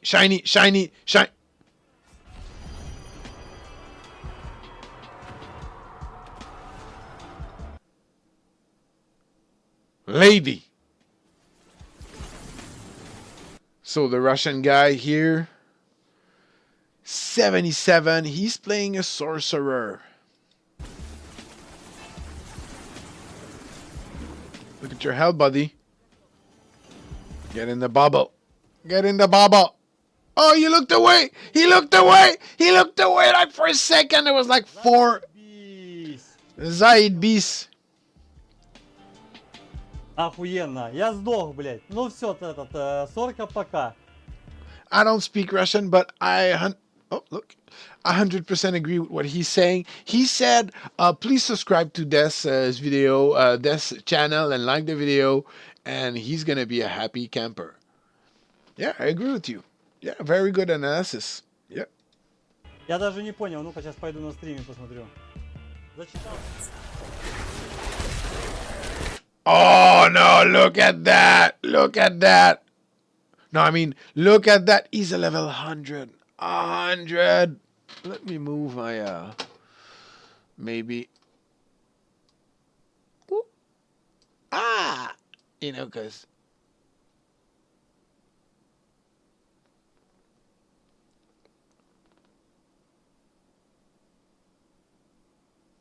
This is my face when I die at level 100.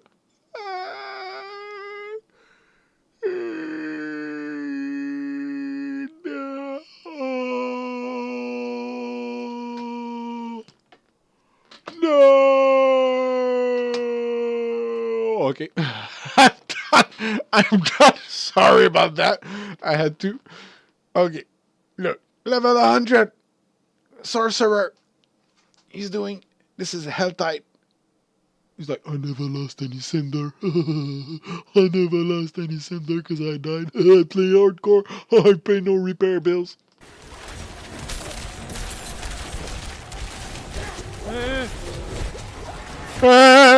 Oh yeah, oh yeah. Да, чё они так, блядь? Oh yeah, you're dead, you're dead. Oh, ah! Всё, погиб.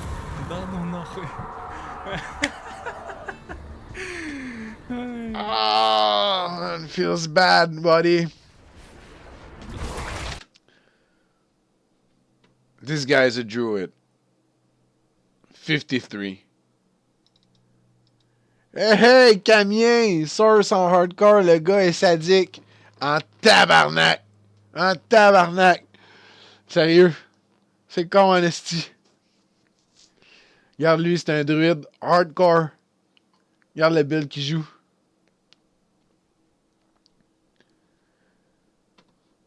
Il est 53. World Tier 3. Dans le Underroot. Tu penses-tu qu'il va mourir? Lightning, là, c'est vraiment dur. En effet. Tu penses-tu qu'il va mourir à cause d'un lag, à cause d'un bug ou parce qu'il est complètement stupide? C'est ça que j'ai joué jusqu'à 55. Oh, ouais, ben, je me souviens. C'est là que je t'ai pogné, puis que. En tout cas. Ah ouais.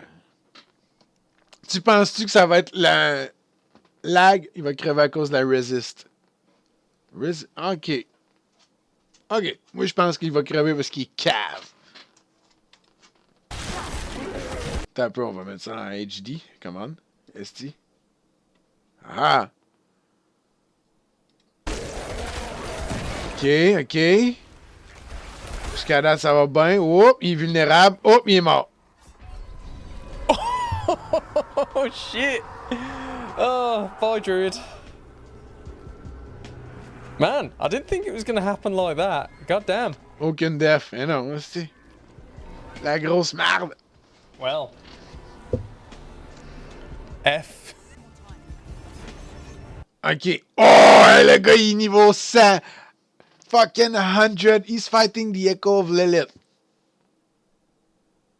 He's like, yeah. I'm a rogue. I can do it. Shriek, shriek, shriek. Dude, he just started the fight.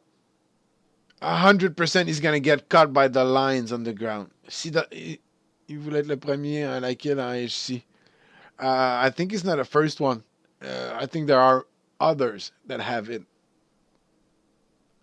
But she does lines on the ground. They're so close to each other. I think this is what's gonna kill him.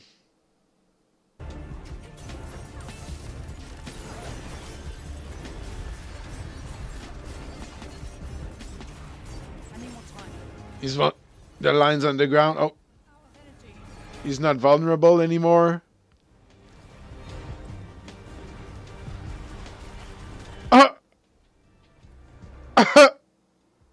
Bye-bye.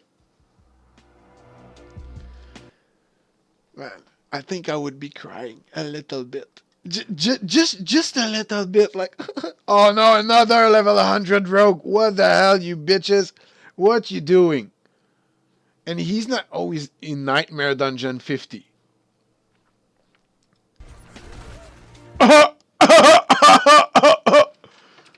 Look at that. Look how fast. Chris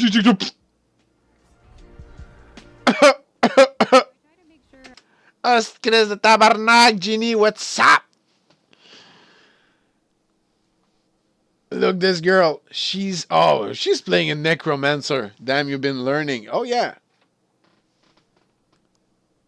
She's playing a necromancer. Yeah, you know why she's gonna die? Because she's playing a necromancer.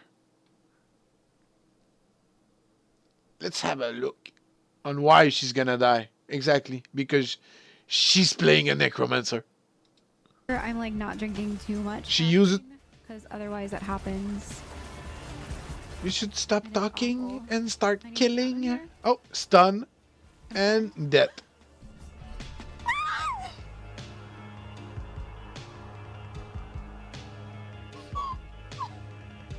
Because her camera takes 45% of the screen. I don't think her camera takes 45% of her screen. I hope so. Otherwise, that's fucking dumb. But yeah, she's very very close. You know, like a big one. I'm just fucking around. Oh, okay. But yeah, lady, that's not good. That's not good, lady. She's crying. She's laughing, but she's a little bit crying. She's crying and laughing at the same time. All right, we have another one to watch. This guy. This one is called When Escaping Goes Wrong. Oh, okay. This guy is 46. I think he's playing a Barb, yeah. He's in a team World Tier 3. Fresh meat. Oh, and they're doing the... oh my god, I almost died. I died. Oh! Wow. Oh! He died. I know why he died. You know why he died? I look at it. I know exactly why he died. And that's all on him. It's because he's a redhead. That's why you died. Because you're a redhead. You're cursed. That's why you died. All of your characters will die. Because you are a redhead. Genie does not agree. I mean, you know, I'm just speculating. Okay? It's just speculation. Dumbness.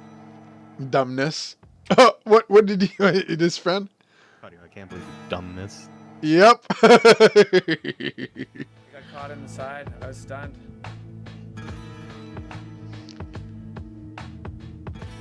All right, new barbarian. Let's get him right into World Tier 3 so I can level him up.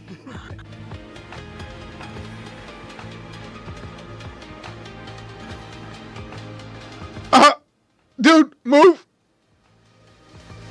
Dude, move. What you doing? What?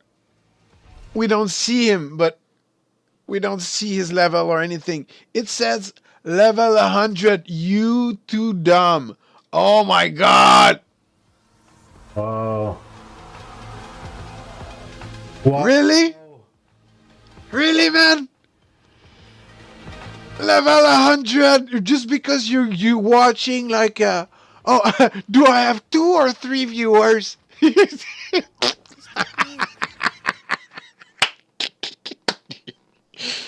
Okay. She's level 50. She's also playing a necromancer.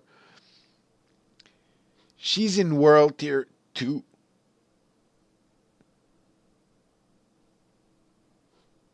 Okay. Why would you AFK in the middle of nowhere as a hardcore? He was in the Helltide zone and Meteor just fell on him. I mean, wake the fuck up, buddy. What are you doing? He was standing right in front of a dungeon. Just go in. Just click on the dungeon, go in. There's a safe zone in the dungeon. And you won't die like an idiot who's like watching the other screen. Like, oh, I'm scrolling through TikTok on this side and what's going on? Oh, 200 hours down the drain. Whoops. Or press T. Yeah, press fucking T. Going down. You can port back to the same spot with your fucking portal.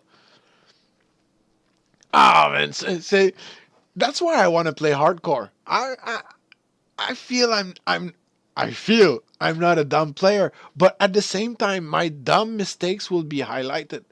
So I would correct them, and I think it would improve.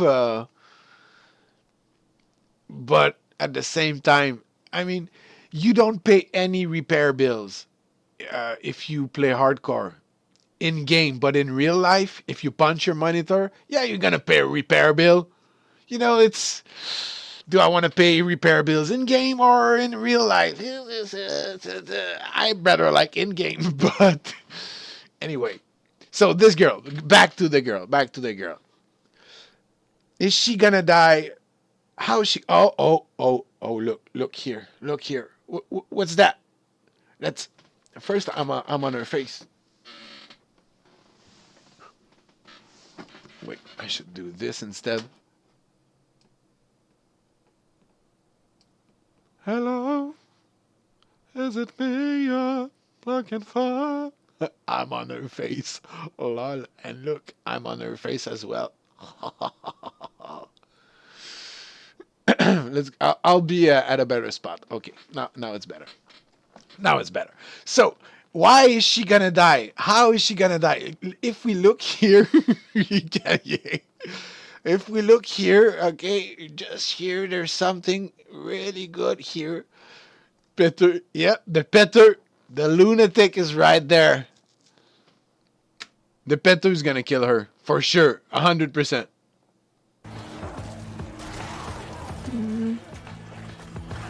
No Peter. Oh yeah, double Peter, triple Peter, quadruple Peter. I swear it wasn't intentional. Lady. Oh man. Well, it's over, I guess. She walked right in it. Yeah. Fuck yeah, she did. Pretty good. Two things I want to point out. She's level 51.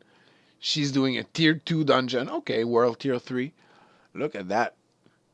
That's nice. I like it. I like that. Okay, lady. Another 45% camera. That's why she died. Well, I think the ladies, the ladies, they have all advantage to you and I. If we set up 45% camera, I don't think it's a good argument, to sell. Because I think you're a disgusting fuck. But, it's okay.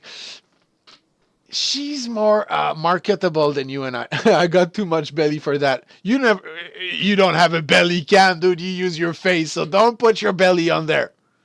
You use a face cam as well. Just like me. I have belly now, but But she's more marketable than you and I. That's why it's more it's better. If I do this, I can do that. Like, yeah. Hello, lady. Just a second, lady.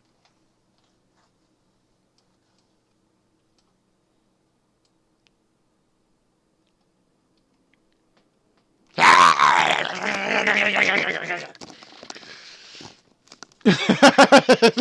I'll stop. I need to fucking... Whoa. Let's go back to our normal size now. It's a little bit... Whoa. Oh, I don't know what I just did.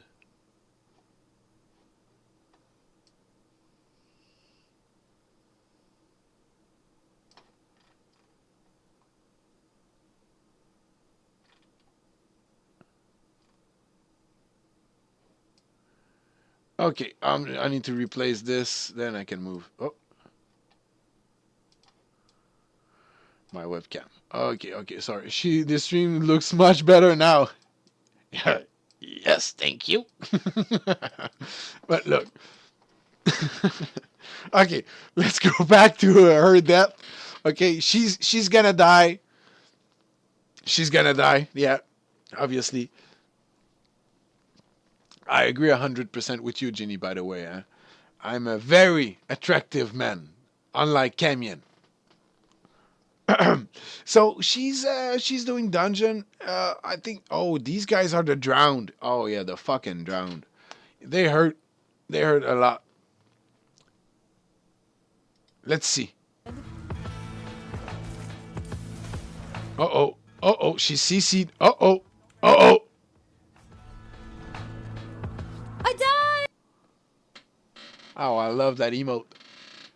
Yeah, you died.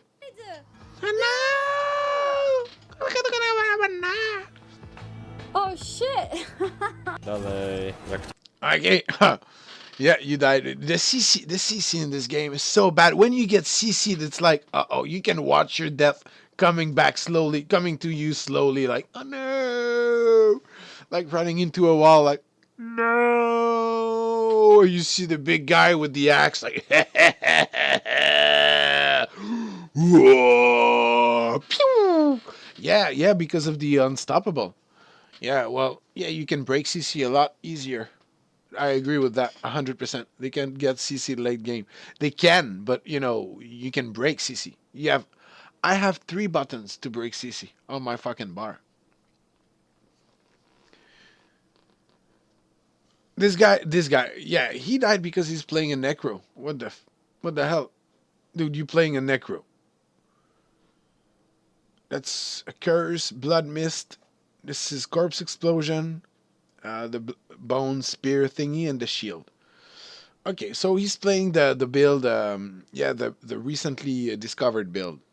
Not discovered, but the build, the guy basically one shot Lilith. Let's see. How is he gonna die? For sure the CC. CC? And the blood, the blood. Get the fucking blood, Kanzis! Ale zgridowałem. What did you say? Nice, w końcu się wywaliłem. Dobrze, w końcu się wywaliłem. Ale zgridowałem. Dobrze. Oh, any of you speak Russian? Because I do. I know exactly what he's saying. I can translate. It's very easy. He said, wow, if I was subscribed to Des Labrut, I wouldn't have died and I would have seen other people do stupid mistake. And I would have stayed alive. That's what he said. 100%. I'm not only bilingual, I'm like all lingual. I speak all languages. Oh, this guy's a rogue. Level 100. Level 100. Fuck. 41 dungeon. He's doing Nightmare 41. Malho Bosque. What is Malho Bosque? Les Bosquets du Mal. I think it's Smallwood. I speak many languages. French, English, some Romanian, Japanese, and I'm also fluent in body language. Yeah. You got the, what's it called for the body language? You got the expansion?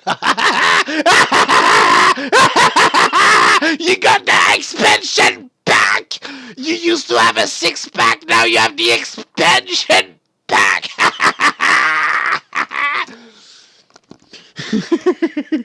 Sorry. Hey, that was too easy. Now it's out of my system. Let's go back to this guy. This guy who's vulnerable.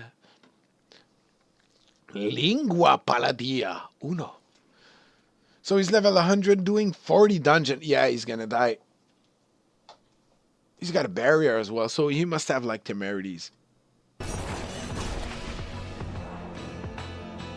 Oh, the thunder! The thunder! Look, the thunder! I see the thunder.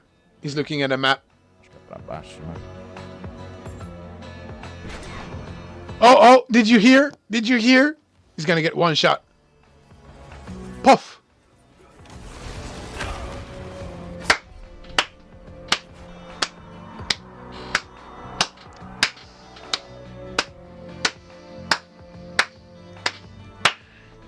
Yeah, zoom in on that face. How did that noob get 100? Exactly my thought. Thank you. Ain't no way that's legit. Exactly my thought. Well, I don't know if it's legit, but, you know, it baffles me how this guy got level 100. That's for sure. This is very strange. Fuck. But look at this face. He's like, he's mad, okay? He's also baffled. He even him doesn't understand. He's like, oh my god, I don't know. And is that a tear? Is that a little tear?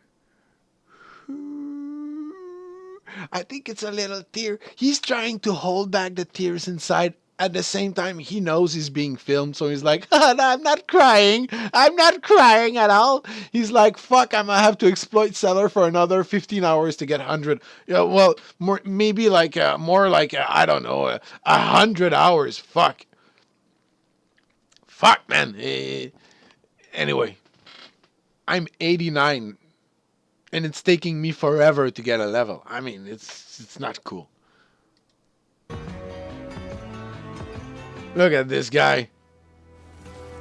Okay, this guy is 68. He's in world tier 3. Four. The infinite spawn on the broken cellar was insane. Think they patched it though. Oh yeah. Well, yeah. I hope they did. I hope they did. I hope they did. I mean, and at the same time, let's do a little parenthesis about that, because at the same time they have to do something. The Nightmare Dungeon, which is the intended way for us to get experience and good gear, it doesn't feel good. It doesn't feel good. The rewards are, it's more profitable to go into a normal dungeon and spam the normal dungeon. You get more experience, more loot, and I'm not sure, but what I noticed as I'm getting higher and higher and higher level, I'm dropping higher and higher and higher item levels more often. 800 and higher. It's more often. Just straight up. Doesn't matter what I do. And they have to fix something about the Nightmare Dungeon as soon as possible. I heard today they were talking about a ban wave for people who did the exploit. Really? Don't do that. Your game has flaws, okay? People are just trying the best way, which happens to be very easy and convenient. If you patch, which you have to do, like buff the Nightmare Dungeons, not that much, but make it more rewarding, enticing for people to go and do Nightmare Dungeon, and step up to the challenge, because Nightmare Dungeons are a challenge. The regular ones, they're not challenging after some point. You want to go up the ladder, the Nightmare Dungeon, give us some incentive, not just to level up our glyphs. I like running 50 plus shit. Yeah, good, man. But do you like raising all of your teammates because that's what you do? I mean, but I have to admit the rewards have to be better. There's no reward. You like doing it. That's good. But you get less reward. Well, not less reward, but the same amount of reward that you would get for a normal dungeon. Oh, yeah, you do get a guaranteed legendary at the end. Who gives a fuck? The guaranteed legendary at the end. It's always bullshit. Well, most of the time it's really, really bad. So, yeah, the cellar thing and the Nightmare Dungeon exploit with the... Anyway, they have to fix it as soon as possible. I'm unique hunting at this point. Yeah, me too. I don't care for legendaries. Not really. Me neither. I'm hunting for uniques and really good yellows, because my druids still have 700 item levels, and on a few pieces, like more than one, because I'm not getting anything good. I'm getting high level gear, but with fucking shit stats on it. Anyway, this guy is a druid. Let's go back to the druid. End of the parenthesis. He's doing a normal dungeon, but he's 68. He's a little bit low. Tonight I'll try to 60 plus on my... what level is your barbarian right now? Because that's what yeah. What level is your barb? 39. Okay. My source, I'll team up with you. I have my sorcerer. My sorcerer is going to be 39 tonight. Look, he's doing dungeon. He's 68. Is a little bit low. He's playing with shred. My barb is naked. No worries, man. My source is not. He's playing with shred, rabies. This is earthen bulwark. This is the vine creeper. The wolves. Wolves is his main attack. What? And this is the spirit builder. What the hell is that build? You're like, yeah, I'm smart. I'm smart. Man. That's so annoying. Companion shred build. Yeah, it looks bad, man. Hold on.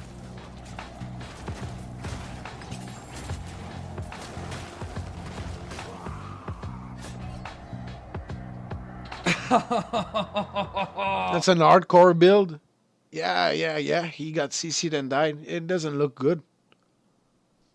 Oh, amazing. We actually died. Yep, you can do shit against that map. Yeah. I should have, dude. I was worried about that. That was on me. Yeah. We're dead. I died.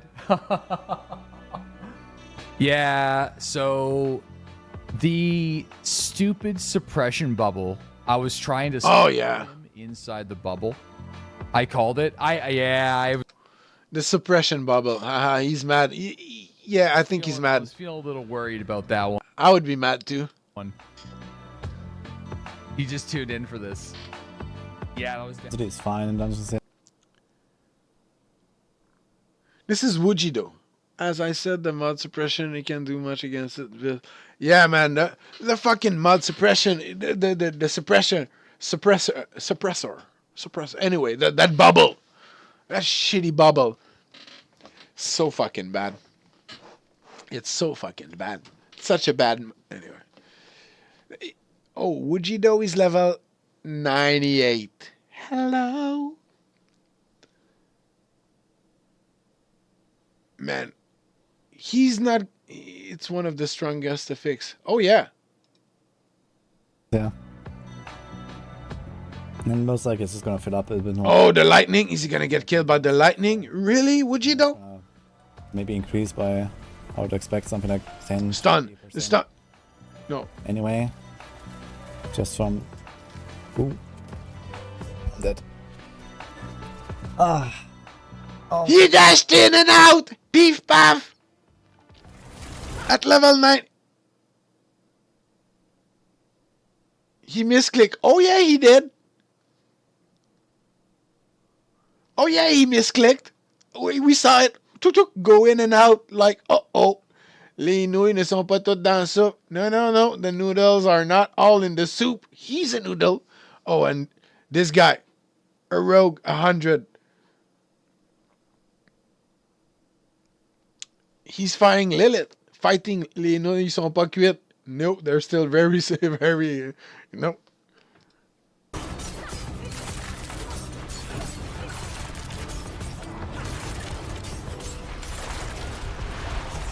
Oh, I fully died. I didn't see that I lost Teeth Death. I fully died. When did I actually lose Teeth Death? I didn't see when I lost it.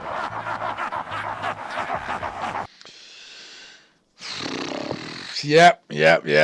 That guy died. Fuck, eh? I mean, that ball laugh. Yeah, that's amazing. I love that channel. Look at that. This guy has 217 subscribers. I subscribed to him. I was one of the first one, actually. Yeah. Oh, did I? Oh, yeah, I like it. I like it. And now, oh, yeah, Final Fantasy 16 is out. That bad laugh. All right, that's it. I'm going back to Diablo. I'm going to try and level up that sorcerer. I don't know what level am I.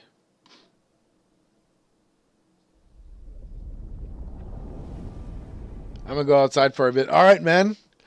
I'll talk to you later. Thanks a lot for stopping by. Later, punk. Later, bitches. Cuckoo.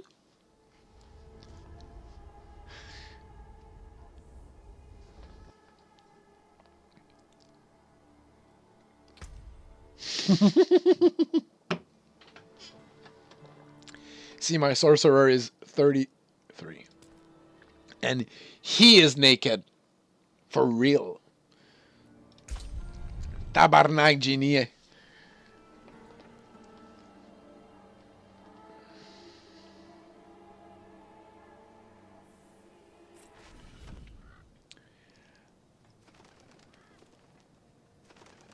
You just purchased $200 of Lord of the Ring MTG products. I need to go to do the street to get that cash back. Oh yeah, use that mouth, buddy. Use that mouth of yours.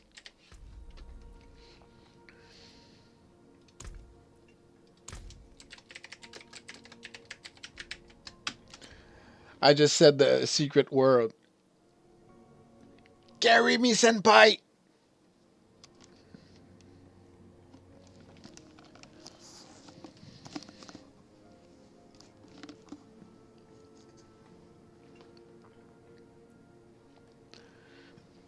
Let me see. On Discord.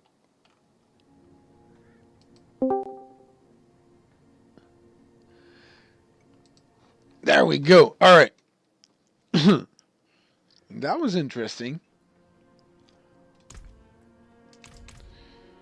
If he's not going to carry me, that's okay, because I will do Moldwood. With the sorcerer. My sorcerer is not really strong.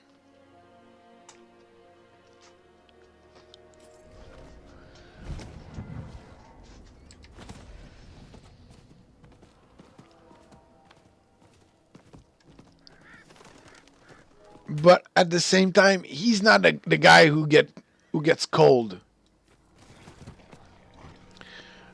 He's a Mayan priest.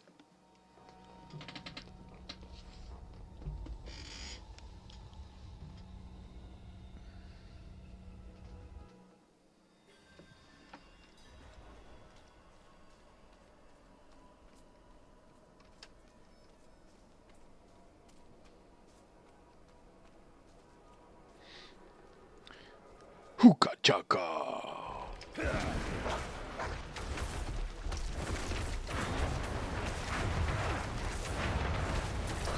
Burn, baby, burn.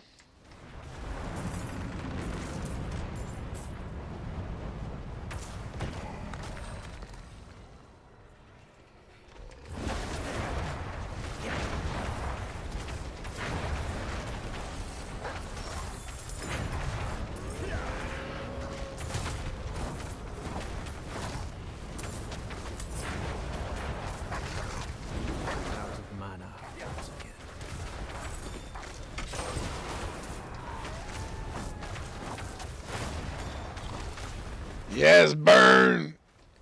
Burn.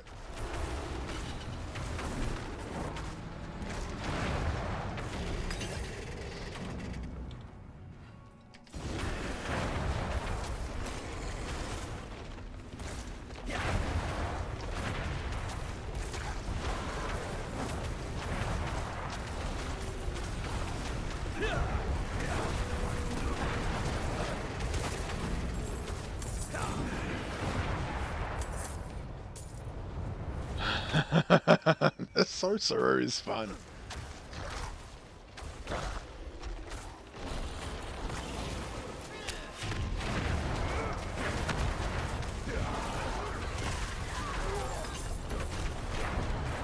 Out of mana once again.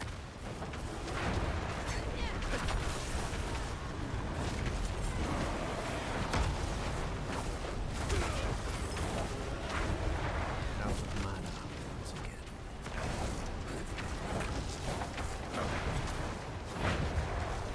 I'm out of mana once again. Out of mana once again.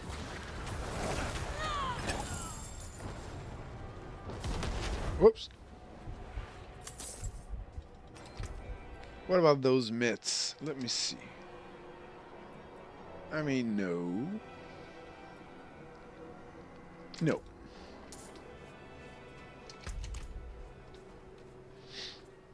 I'm out of mana once again.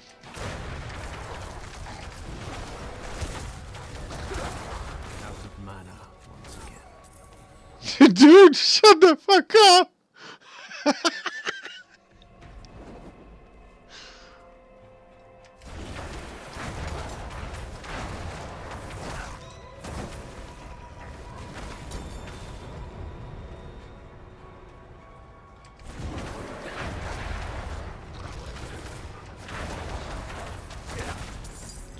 Do-do-do.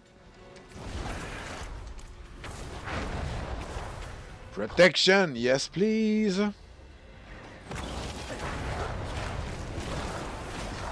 Where is the boss? There is that boss. Get the fuck out and die!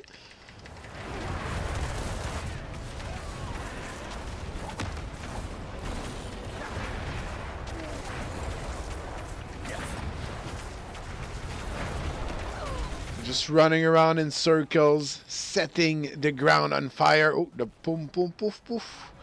Shiny. Dodge the shiny. Frost skill, cold damage. Really?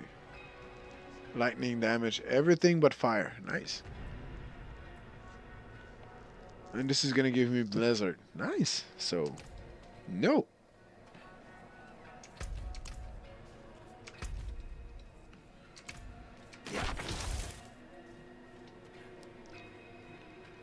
Ooga chaka.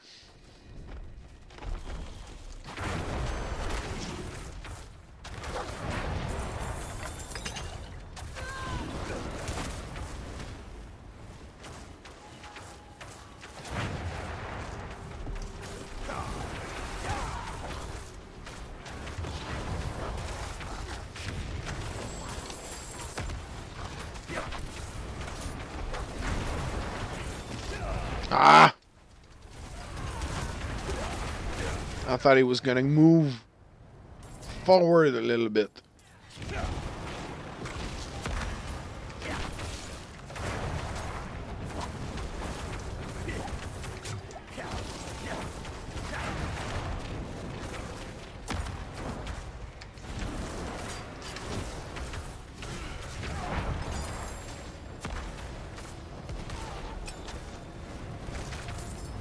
Gregor, need a word with you. Who's Gregor? Oh, okay. I thought it was an NPC. Says she saw you skulking around the reserves last night. Oh, Says okay. we're short 2 boxes of the good stuff. No need to worry. I know you'll make it right. And I know you'll come tell me exactly how. I'd hate to let you go. The wargs like you, my friend. They like fresh meat too. Think on that.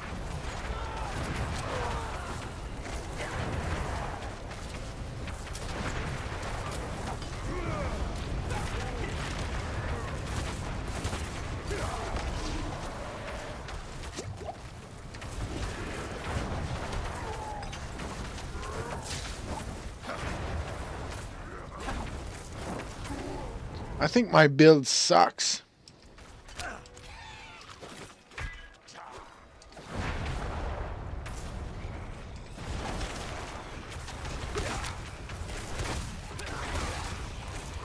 Out of mana once again. It's not that bad, but you know. Life on kill armor. No, I want intelligence. Oops. Skeletal construct. And let's find it. Yo!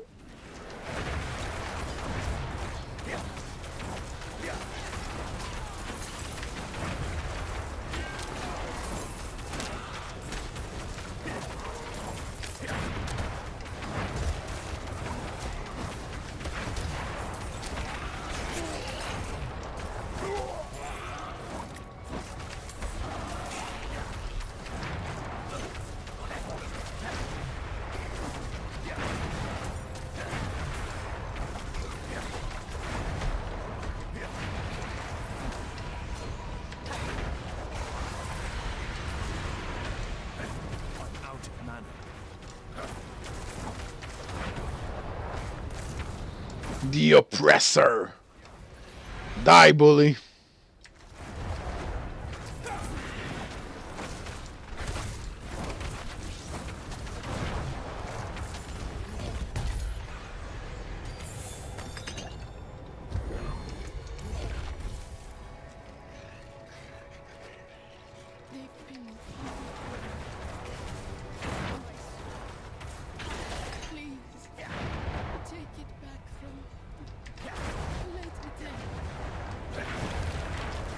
Don't let it in.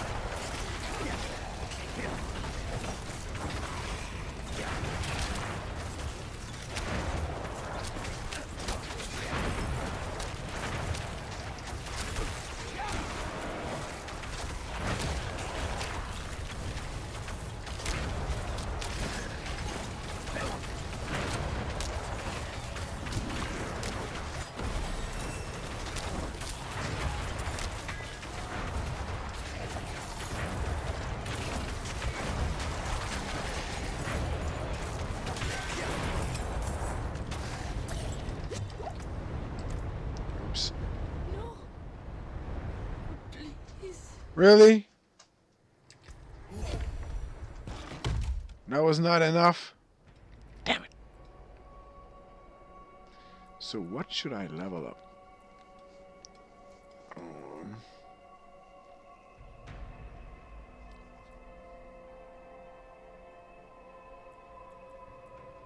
It's already done.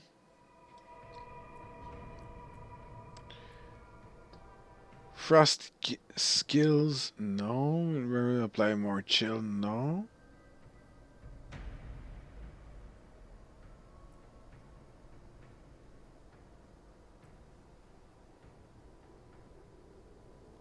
Really?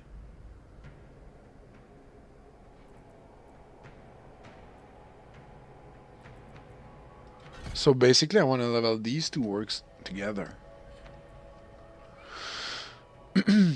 I could also use this. Yeah, all these.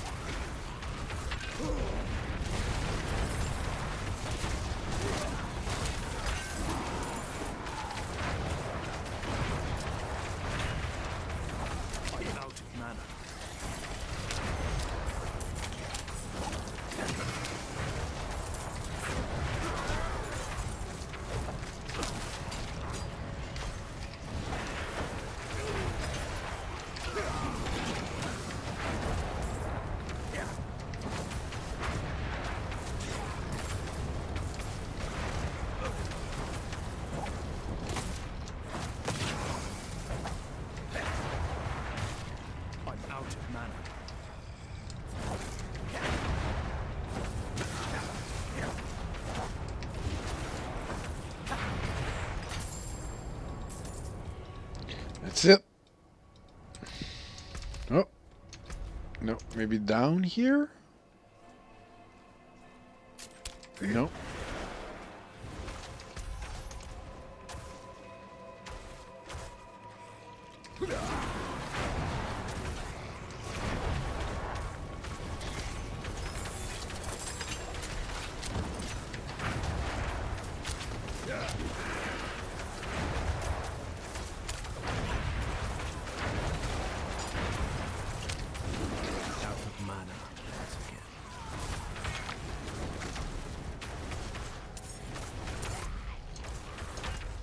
One is there.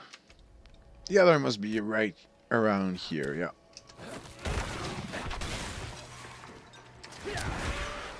Okay.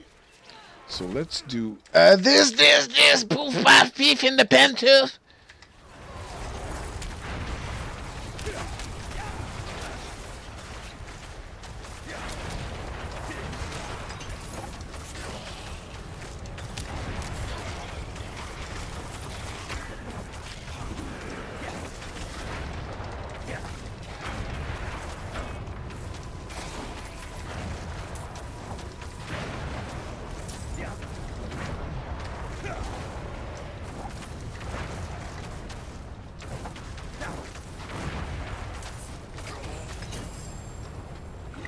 Poof. Poof. Cold's okay, cold resistance. This is willpower, barrier regen. No. All of this is garbage.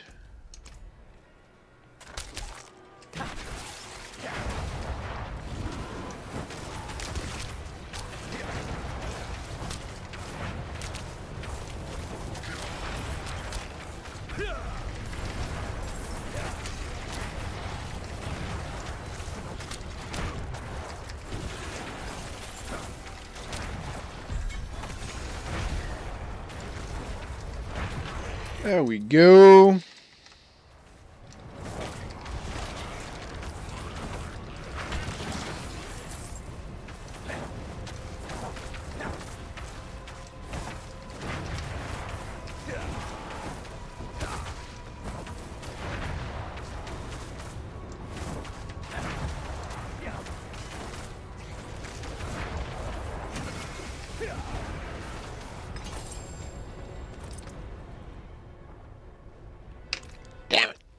No good gear.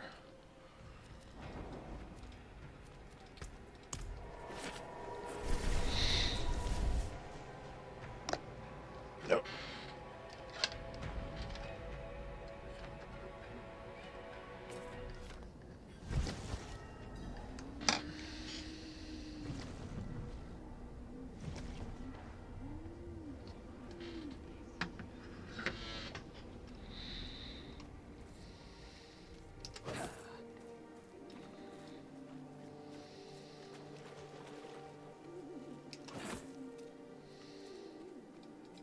It is done.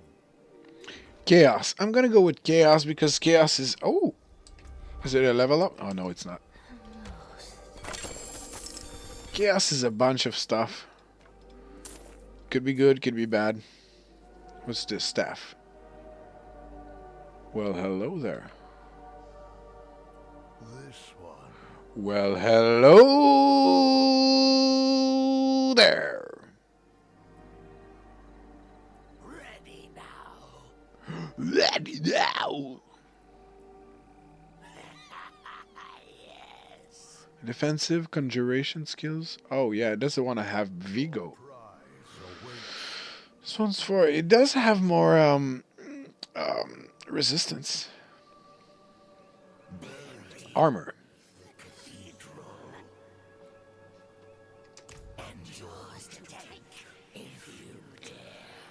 Oh, okay. We need to.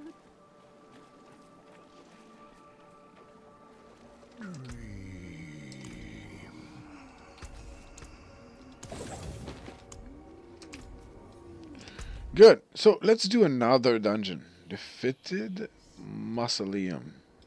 Oh. Or I could do that. Yeah, let's go to the Legion event. I mean, the Legion event should be called the Leeching event. This is where you go when you suck ass, just like me, and you want the leech experience. The Leeching event. Let's go to the Leeching event.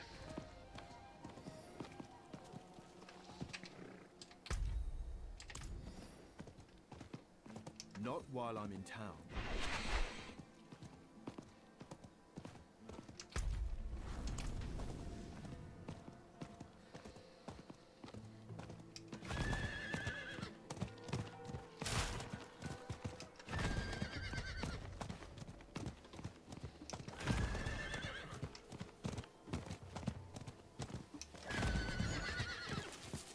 I need more time.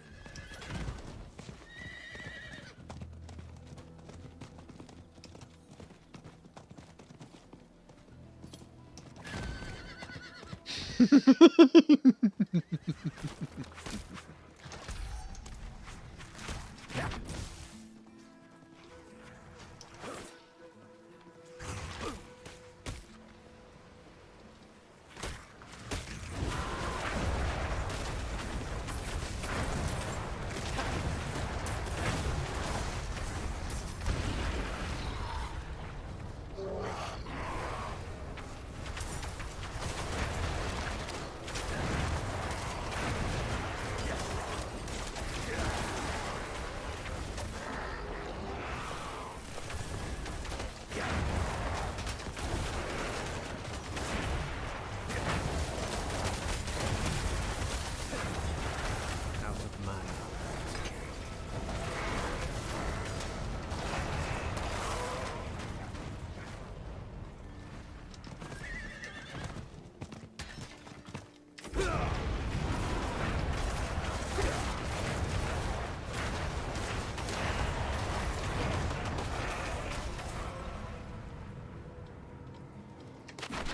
Oops.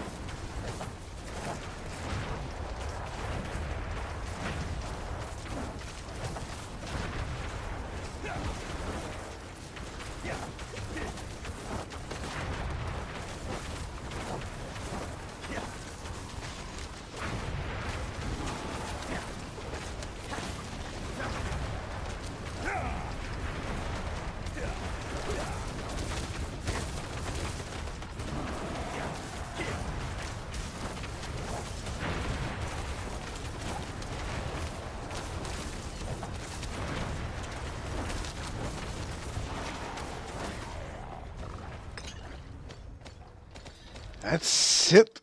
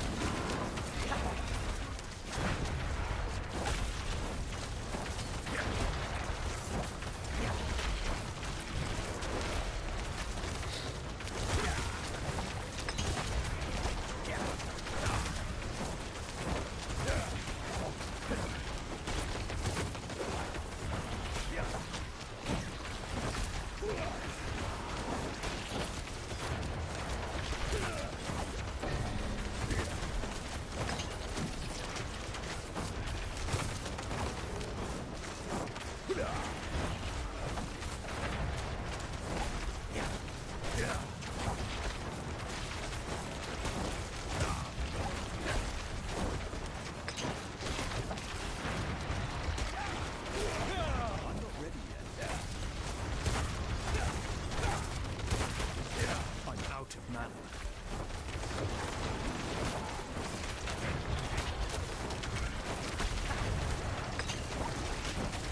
Oh, we don't have damage.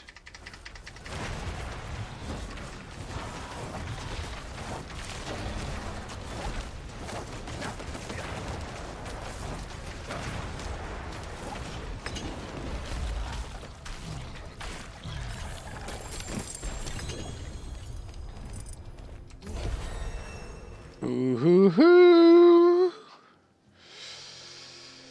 Lucky hit chance. Ooh. The amulet defensive skill, mastery skill. What is a mastery skill? Firewall is a mastery skill. Oh. Oh.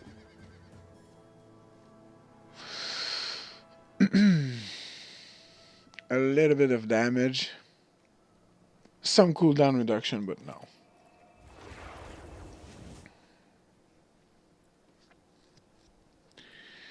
Pants. No, the gloves. No. Fire damage over time. No. No, no, no, no, no, no, no. All of that is garbaggio.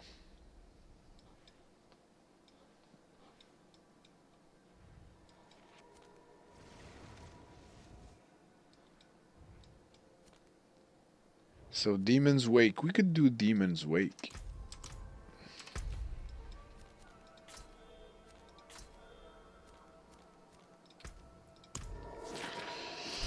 Let's go do Demon's Wake. Yeah. Oh. Coffee. Just a minute. Coffee. Coffee.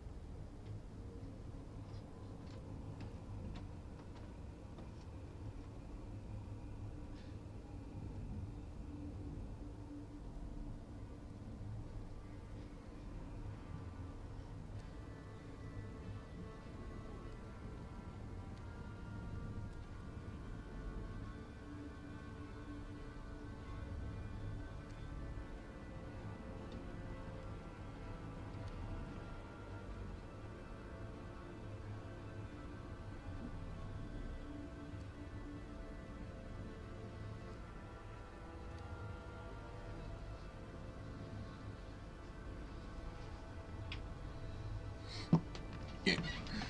Alright, I'm back here. Let's go and do that shit.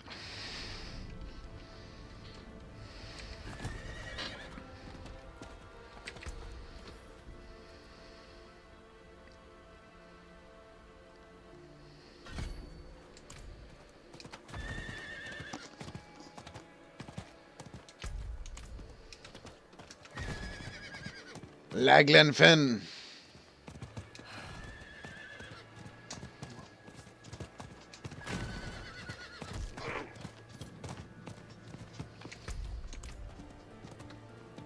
What is it? Where? Okay, yeah. This is the entrance. It's been some time since I've been in Demon's Wake.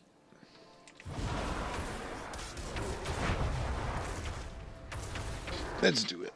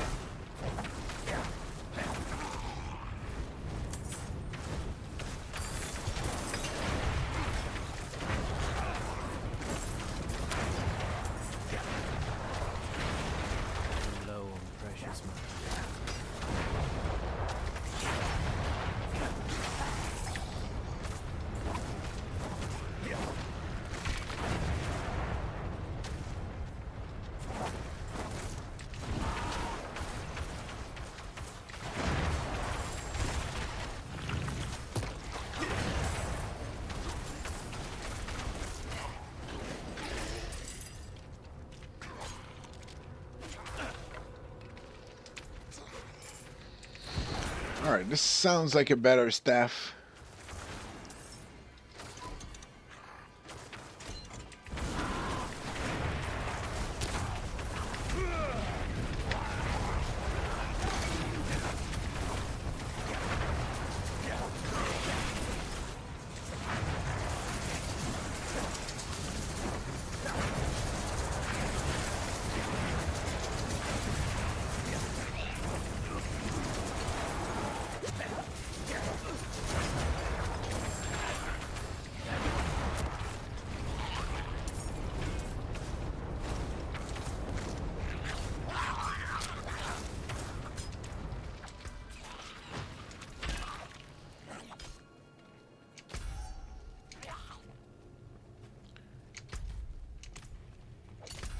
Somehow I don't think it's right here.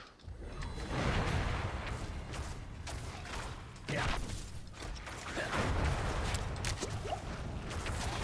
Always open the door before you want to TP on the other side. That's very important.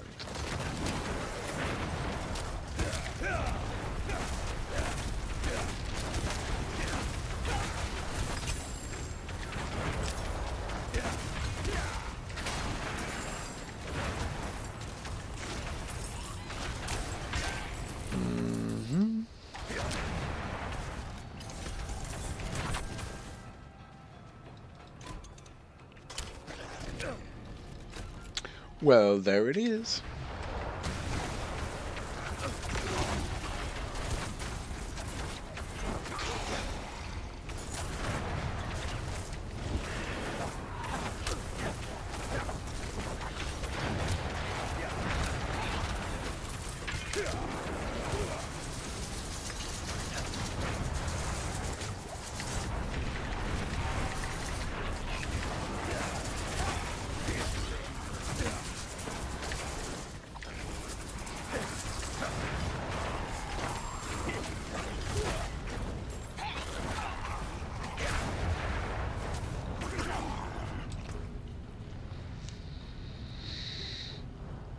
Damage to frozen enemy? No. No. No! Reste.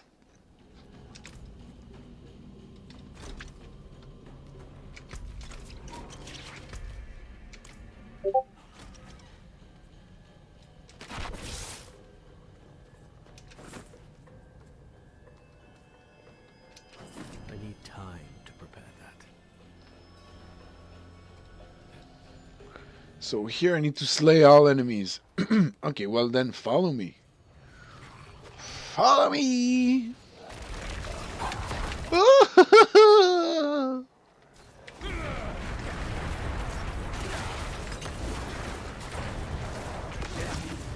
Oh, damn it.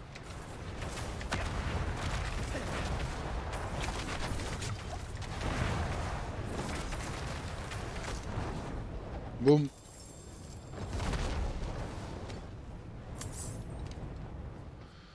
Okay. Not too bad.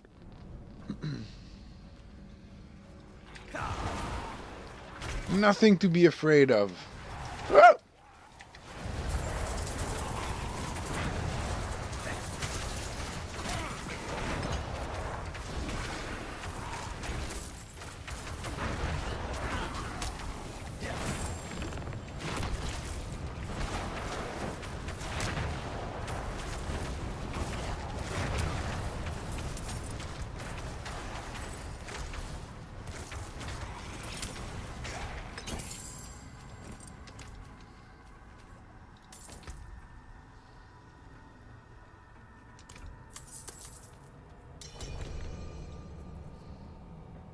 Oh. Oh, I got an invite. I got an invite.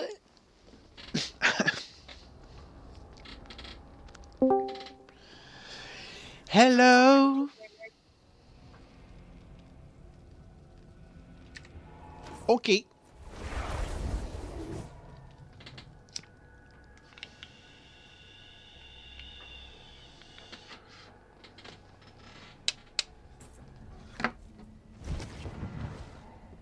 Je t'entends pas, Charles, j'ai pas les écouteurs sur la tête. Je parle juste bien fort pour que tu m'entendes. C'est correct, je parle pas. Je vois la lumière allumée, c'est tout, c'est pour ça que je te parle.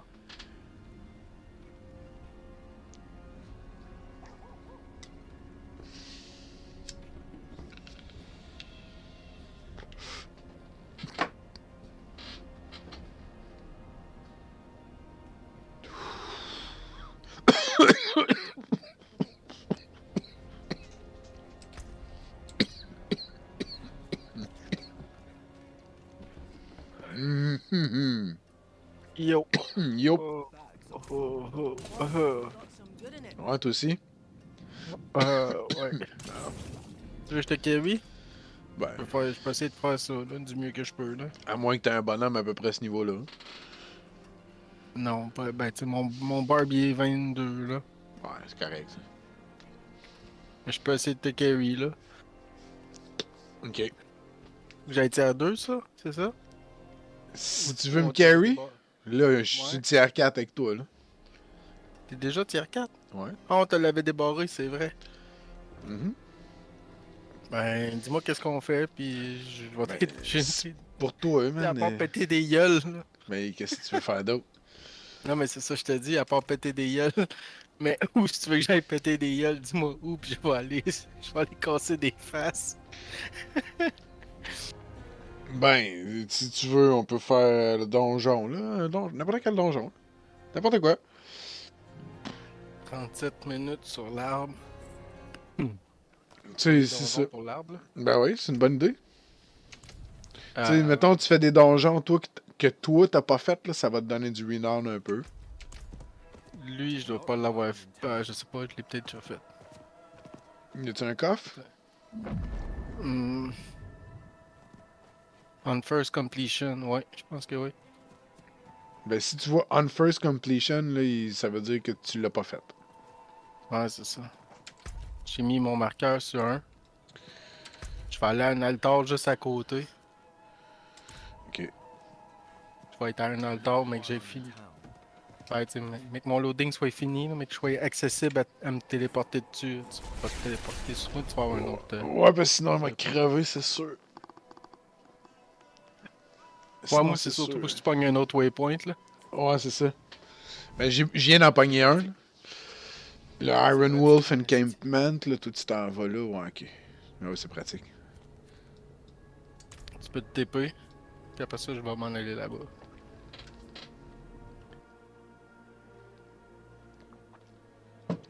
T'aimes plus le Rogue que le Necro? Moi, ça, ouais. Il faut vraiment que tu fasses tes affaires. Honnêtement, c'est plus tough. Mais quand je suis seul, j'ai l'impression que je fais du damage pour vrai. Si je pète le shit assez facile à T4, 5, mais faut pas que je me fasse pogner d'un CC, là. Ok. Les CC, c'est ça qui me tue. Ouais, ça tue pas mal tout le monde. Ouais. Ou quand je... Ou faut que je... Il y a une chose aussi, il faut que je fasse crissement attention, c'est mes dashs. Mhm. Parce que des fois, tu sais, j'ai dans la tête, je vais dasher pour skip le trash. Skip le shit. Puis là, t'as Skip plus... le shit ou... Puis là, t'as plus de dash, puis tu te fais tuer. Non. Mettons, je vois le gars qui s'en va pour me charge. Je me dis, je vais le dasher, fait que je vais me ramasser en arrière de lui, genre. Right? Ouais, non. Ben, théoriquement, si je m'enligne comme faut, je vais me ramasser en arrière de lui, c'est sûr. Ok. Mais, je m'enligne pour me pitcher en arrière de lui. Mais là, lui, il me charge, mais pendant que je suis dans les airs pour me dasher, la charge me fesse. Tu comprends? Ouais. C'est pour ça que je te dis non, fais pas ça, tu vas mourir. Je sais, mais tu sais, c'est parce que s'il me charge pas, moi, quand j'ai mon poison, si je passe au travers de 150 personnes avec mon dash, je poisonne 150 personnes. Ah, ouais, je comprends. Fait que tu sais, il faut que je le guess. Tu comprends? Faut que je l'essaye. Tu peux Ah t'emmener. Ok. T'as vu.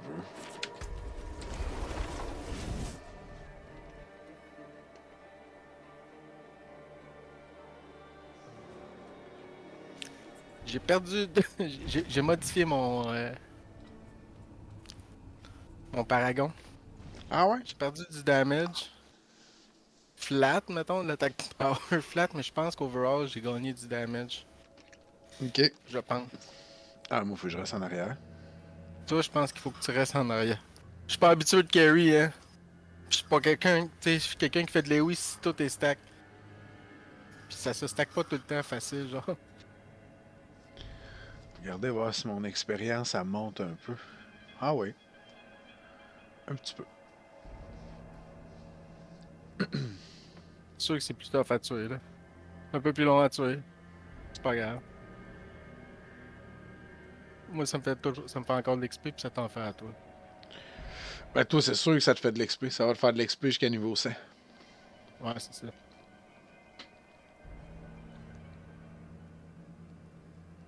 Sauf que ça en fait beaucoup moins que, mettons, une 40 que genre, c'est ça? Pas tant. Parce que tu vas le tuer plus vite. Ouais. Que ta carotte cuc.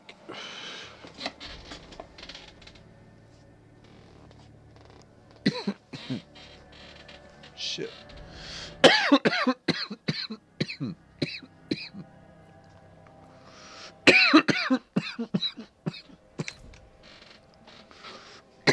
Mais mon homme, il est beau, hein, Chris. Je vais te le dire, là.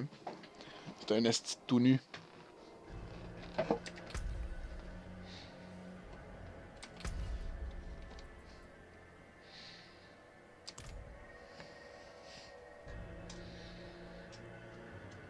Il a l'air d'un prophète inca, mon bonhomme. Hein?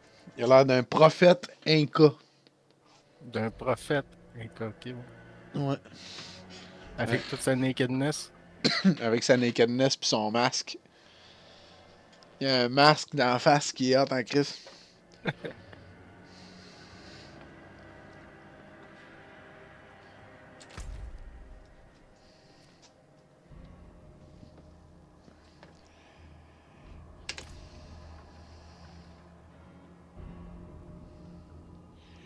Pissou, pissou. C'est absolument tout en plus. Oh, tu fais ça comme ça te chante. Ah, ça va te faire plus d'XP. Ça nous fait plus d'XP. C'est sûr.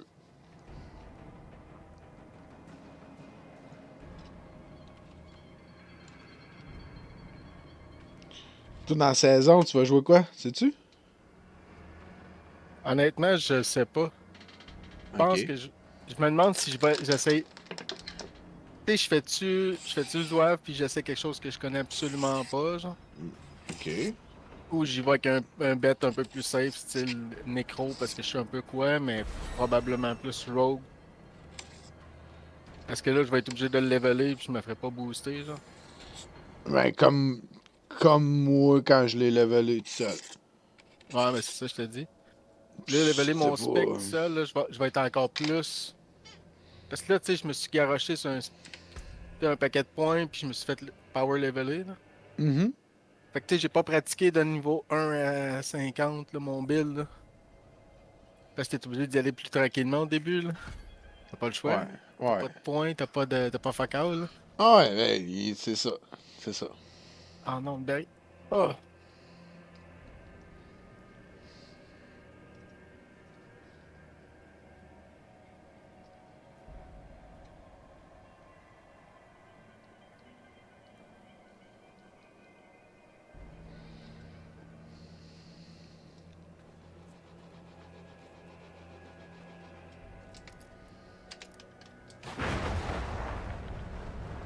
Ça sera pas long, mon bonhomme, il avait fret, il se faire un petit feu de camp. Comment qu'on fait les feux de camp? C'est-tu un. Ben, moi, je crisse des firewalls à terre, puis je marche dedans. Ok, ouais. Parce que là, il est quand même en tête. Ouais. Les feux de camp qu'il y a, c'est. Des fois, c'est sur le bord des World Boss, là. Ouais. C'est pas toi qui est fait. C'est quelqu'un qui est fait. Ouais, c'est ça. Non, non, non, c'est pas quelqu'un qui est fait. Ils sont là, genre, pis ils sont là. Ok. Puis ce buff-là, il dure combien de temps? D'habitude, 15 minutes, 20 minutes? Je sais pas. Je dirais 15 minutes. Ok. Je suis pas certain.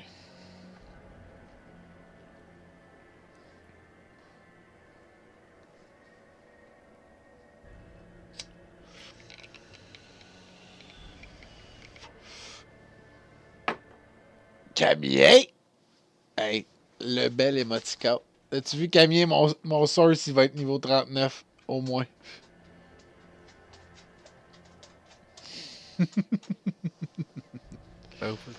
Puis il est beau, hein? Regarde ça s'il est beau. Il est chaud comme un lapin. Il est pas tout nu. C'est un prince inca. Ouais. Non. C'est un prince inca. Request to join your party.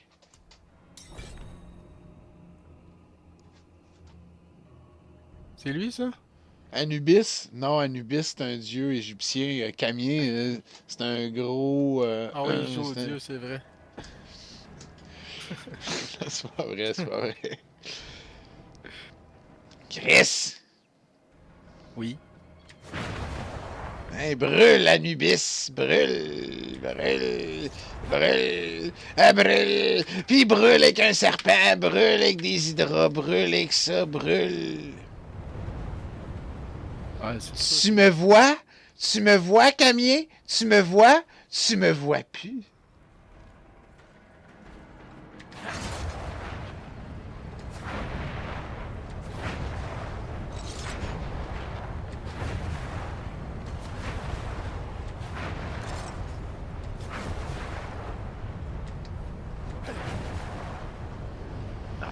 J'avais un petit peu fret à part.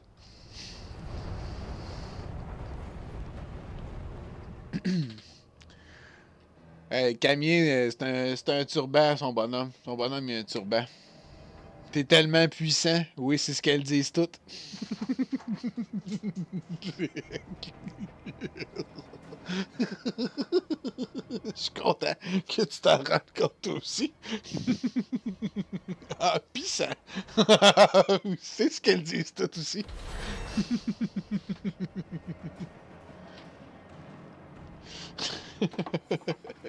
Ouais, ça, c'est vrai que c'est juste ça qu'on veut faire. Bon, non, bon.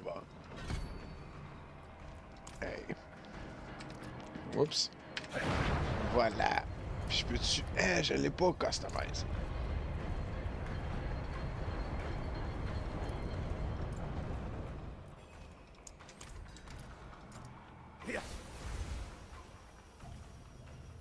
Olé! Greetings. Greetings. Thank you. Thank you. Well done. Bravo, Anubis. You are courting pain and death. This will be your last stupid mistake. Come with me. Come on me. I apologize. Oops. Follow me. Impressive. Non, ça va aller. I could use some assistance. Thanks. I'm impressed. Hello.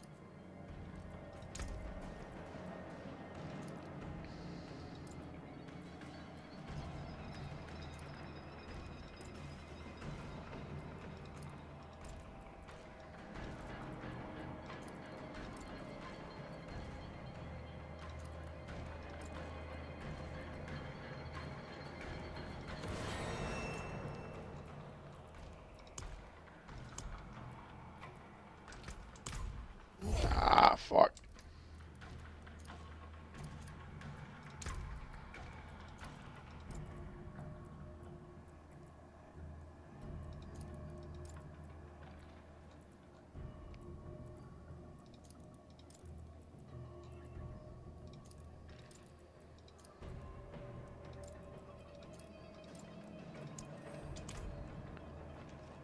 Fait que c'est fini?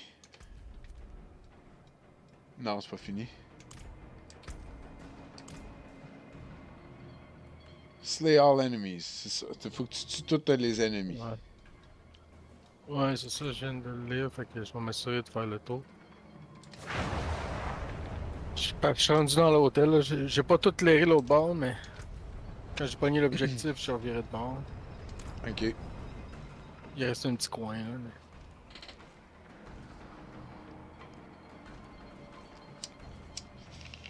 Je me suis dit, là, on est 3 dans le donjon, faut que je finisse ça au plus vite pour en faire un autre. Si on veut avoir les rewards. Ouais. On fait des rewards de l'arbre, là, tu sais. C'est pas nécessairement juste le donjon. Non, je suis d'accord. Fait que toi, ça te donne des rewards un peu au moins. Ouais, pis un petit. C'est une bunch d'XP de plus, là, mettons. Ouf. Ah, si tu m'as mouru. Ah, si tu m'as mouru, ça.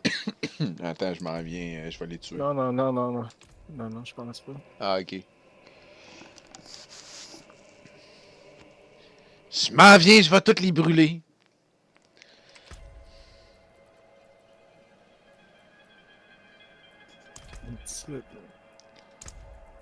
Non. Ah, c'est... Correct. On est un peu, mais...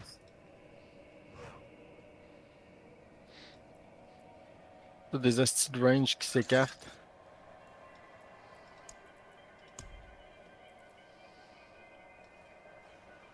Ok, ils font juste se multiplier avec ta...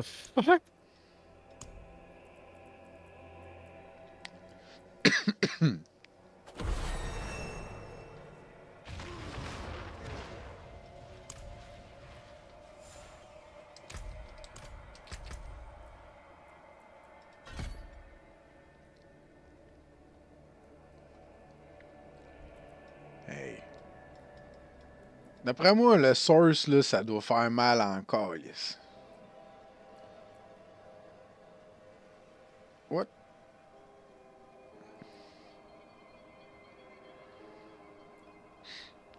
Je suis sûr qu'avec le source Glass Cannon. Ah ouais.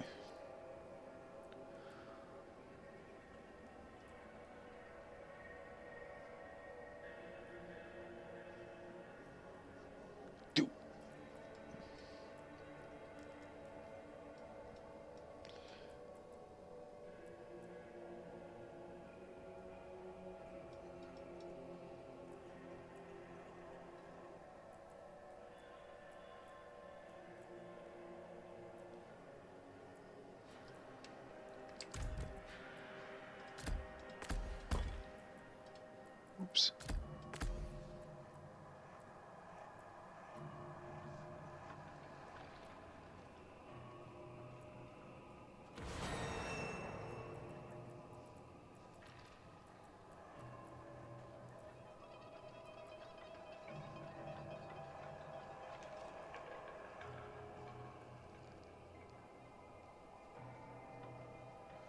Ah ouais.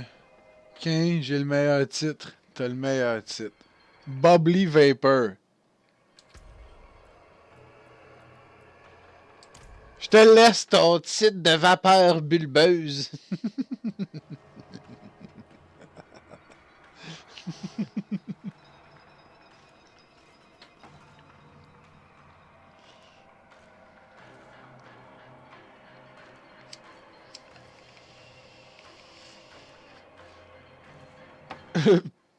J'en ai débloqué une coupe des titres.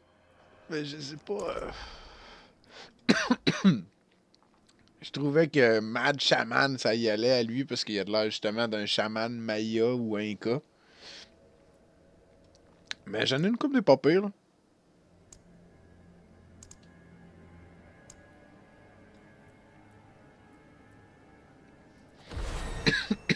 Oh. Salty. J'ai pogné Salty l'autre jour. Ça pourrait être moi, ça. Salty Maniac. J'ai Lord. Puis je trouvais ça drôle, je pourrais me mettre genre... Je sais pas. What? What? J'ai été téléporté! Téléporté sur moi? Oh, wow.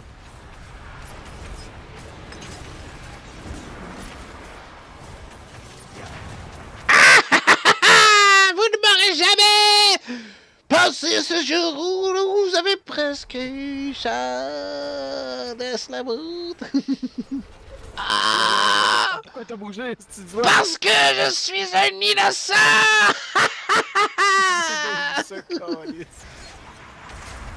J'ai complètement oublié, je suis pas habitué d'être mort. Il me one-shot pas. Ok.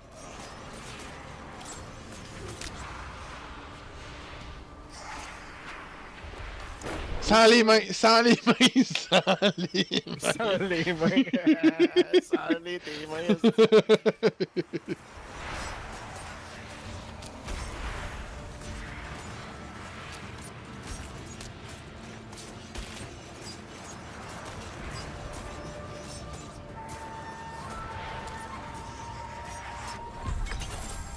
Ok, je reprends mes mains. Hey, good job. Niveau 45. 45? T'as pas trop perdu d'expérience? Non, puis j'ai un légendaire, fait que ça veut dire... Attends un peu, ça veut dire qu'à niveau 45, je vais pouvoir équiper cet équipement-là. Laisse-moi faire un petit tour. Juste voir. 45. Ouais, l'aile qui est en dessous, elle devrait être toute claire, parce que j'étais obligé de Slay all enemies, ouais. Ben, d'abord, on va me pogner du gear, comme ça, je serai pas tout nu, tout nu.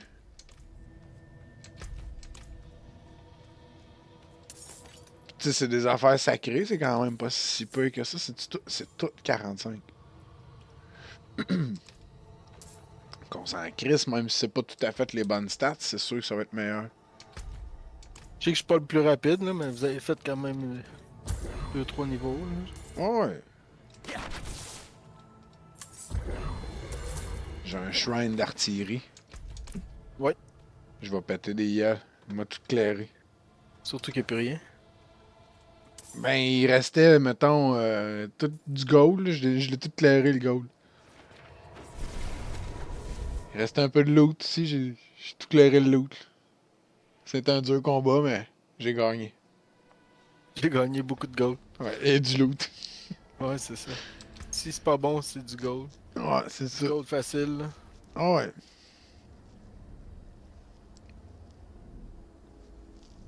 Tu sais, ça c'est 713 de item power. C'est bon, tabarnak. Ben oui, surtout pour un gars que son équipement, ouais, oui. Il reste pas longtemps, là. Il doit rester 15 minutes, genre, même pas. Ok. Yes. 16 minutes. C'est pas bon. Je veux dire, y a rien qui est bon, par exemple. Mais... Je peux pas clairer un donjon en 16 minutes, là, pas avec... Non. Pas avec 3... Seul, oui, là. Solo, oui, là, c'est sûr, c'est sûr, je l'éclaire. Mais pas avec vous autres. Les bonhommes ont plus de vie, là, faut...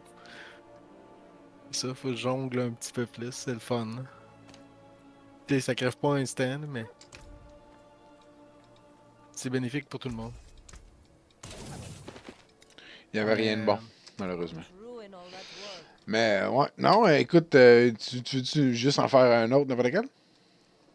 N'importe lequel, là. Y en a-tu un que t'as besoin d'un aspect, quelque chose du genre? Je les ai tout fait. Avec ton mage? Ben, je les ai fait avec l'autre, là, mais ça compte, là, j'ai tous les aspects. Ah, t'as déjà tous les aspects. J'ai tout fait, le reward, toutes les cochonneries, c'est tout fait, là. Le renown, pis... Ben, on va aller faire celle-là.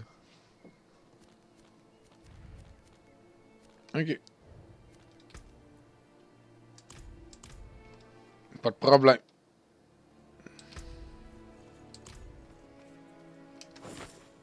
Ah, j'ai monté de niveau en ville. I'm that good.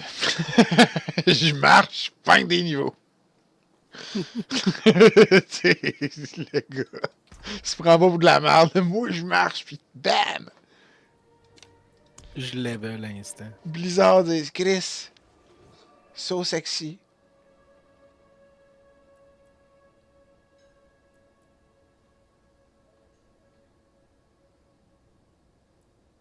Ouais, attends, j'ai des Frostburn, moi, qui traînent, esti.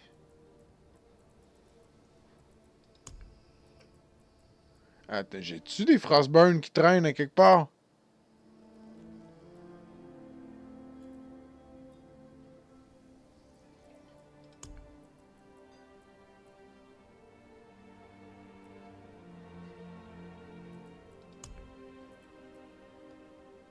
Je me suis débarrassé de toutes les Frostburn? Ah ben. Non, j'en ai une paire, ça. 57 en plus.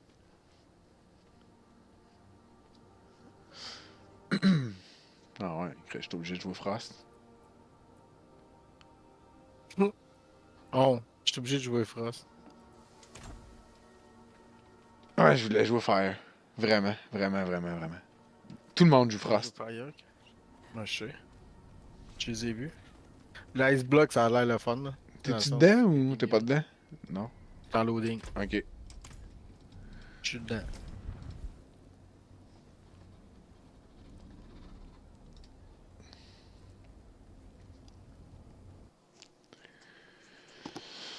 Ouais. Non, ça a l'air cool aussi, le Frost, là. Ben... Dans la bêta, tout le monde jouait Fire. Ok. Genre, tout le monde. Redback, ma blonde, me demande de quoi. Pas de problème. On va essayer de faire ça en ton DPS. Puis le mien. Ouais, c'est ça. Et ici, par exemple, je vais peut-être tout le faire. Vu qu'on n'est pas sur un timer nécessairement. Non, y'a pas de timer, pas fuck all, là. Qu'est-ce que vous aggroez de là, tabarnak? What the fuck? Ben, je veux dire, comment je te dirais ça, mon bonhomme est quand même sexy. Je te dirais que c'est surtout au niveau de la poitrine. Tout son charme est là. Surtout qu'il tient un bâton qui a l'air d'un rouge à lèvres. Ça peut... ça peut n'exciter plus d'un.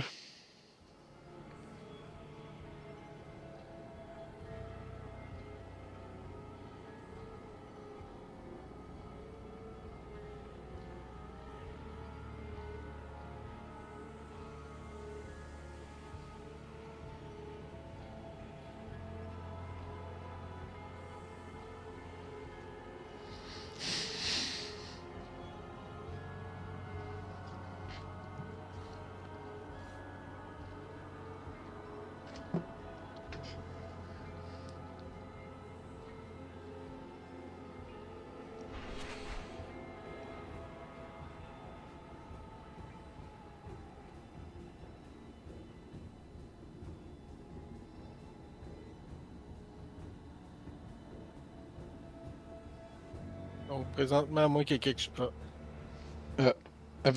Quelqu'un? Attention, Anubis! Esti, il y a de la merde partout! À moins que ce soit. Chose qui vous apparaisse d'en face, c'est supposé être éclairé. T'as un peu, on va essayer de jouer au tic-tac-toe. Mais. Watch-toi pareil. Je sais où si tu vas. Là. Ok. T'as tes risques et périls. Non, on joue au tic-tac-toe.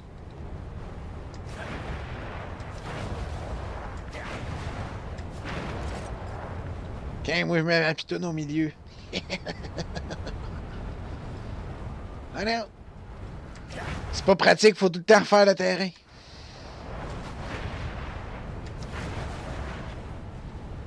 Je mets ma pitoune là. Pis, hey, tu peux pas aller là! C'est à moi ça! Ça c'est moi. Eh oui, maman. C'est lui qui. Tic-tac-toe! Tic-tac-toe! Je mets mon rond au milieu.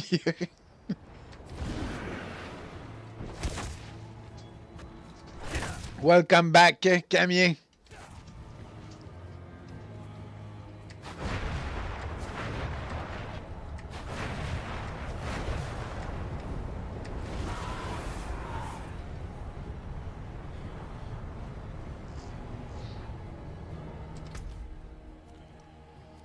Ça va être correct?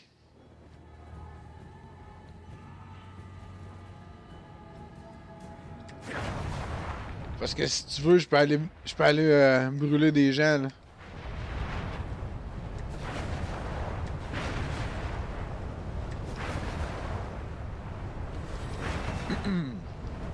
J'aurais dû appeler mon bonhomme Gabriel des Trois Maisons. Puis dire tout le temps, attention, le feu, c'est chaud, c'est dangereux. C'est dangereux. Juste, si j'aurais dû appeler mon bonhomme Gabriel des Trois Maisons, puis juste faire ça. À la prochaine saison, je joue un mage Fire. Puis c'est sûr que je vais faire plein de vidéos de moi qui dit attention, le feu, c'est chaud, c'est dangereux. Attends un peu, si. Il y en a un. Oh, c'est celle-là ici, puis l'autre, faut que je prenne. Une glace cannon, ça. Hein? First thing, ouais, yeah. Attention, le feu, c'est chaud, c'est dangereux.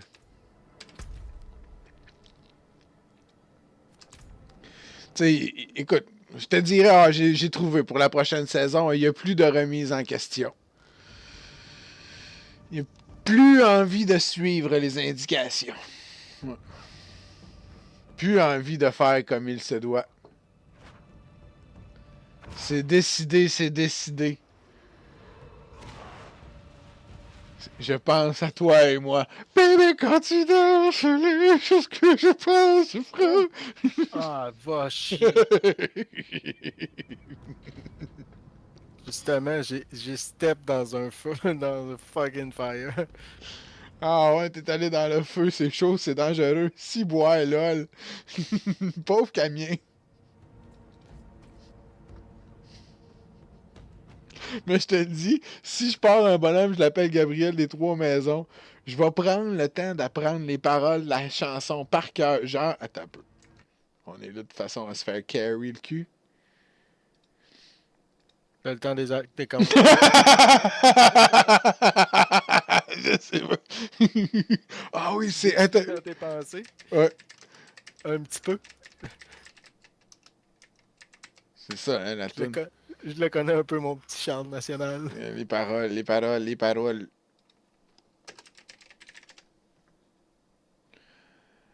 Un regard et tout a changé. Je suis tombé en amour. Une idée fixe, insolite, qui m'habite, mais toujours. Plus de remise en question. J'ai plus envie de suivre les indications. Plus envie de faire comme il se doit. C'est décidé, c'est terminé, c'est décidé. Je fonce droit sur toi. Tabarnak, c'est une prédatrice. C'est une prédatrice. Bébé, quand tu danses, les choses que je pense frôlent l'indécence. Toi et moi, etc. Attention, le feu, c'est chaud, c'est dangereux. Ce soir, je veux faire avec toi. Etc. Tout ce que je peux. La musique est électriquée sur la piste. Ah, il y a un petit bout ici espagnol. Là. Tous les corps se rassemblent et s'assemblent. L'innocence s'évapore. Tabarnak, en tout cas.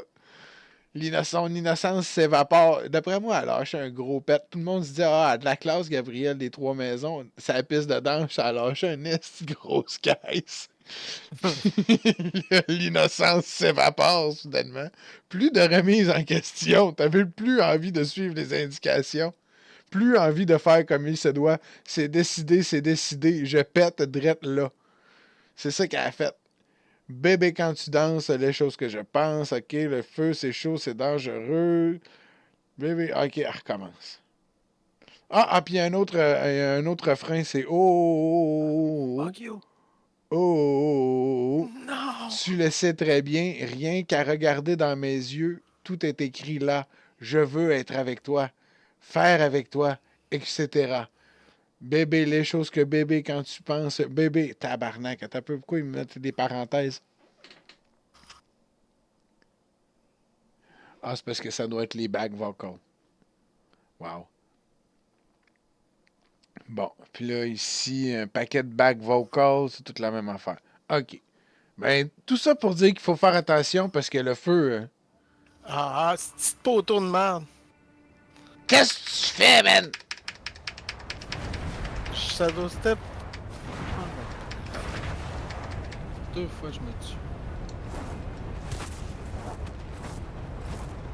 Ton excité, j'ai mon buff.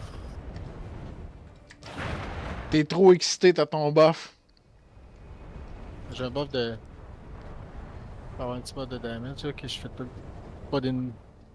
Que t'as rien d'énergie. OK. Tu restes... Comme tunnel vision, comme un esti de toi.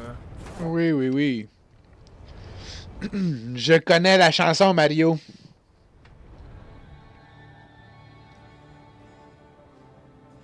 Et la chanson est la musique est électrique.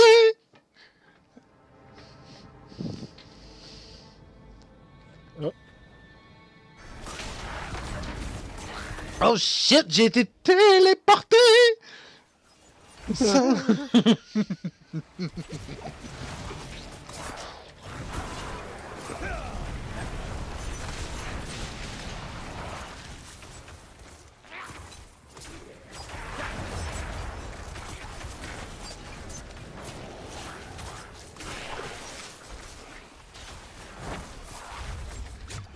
j'essayais de faire l'objectif.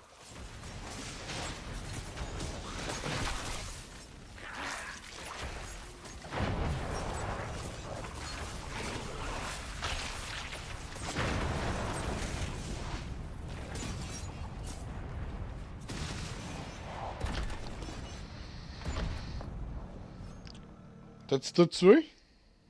J'essayais juste de spotter ce qui te courait après. Pis... Oh, c'est pas grave. J'essayais juste de pas te laisser mourir. Il te courait tout après. C'est sûr, t'as-tu vu quand même mon bonhomme il est chaud?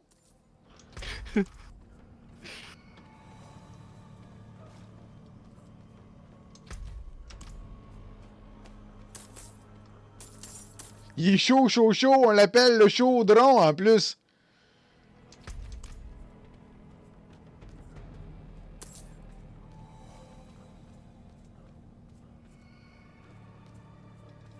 Tabarnak, des pantalons.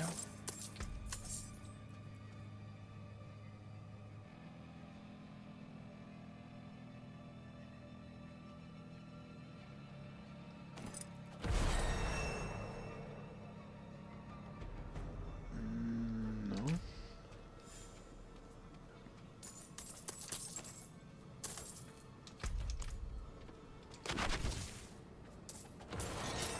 Hey! Il y a un barbare fou! Un barbare fou! Un barbare fou qui me court après! Un barbare fou! Un barbare fou! Un Anubis!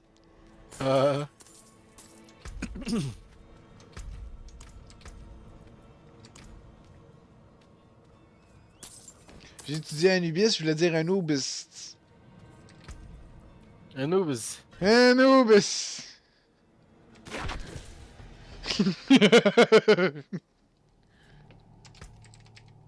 Ah là, en tout cas.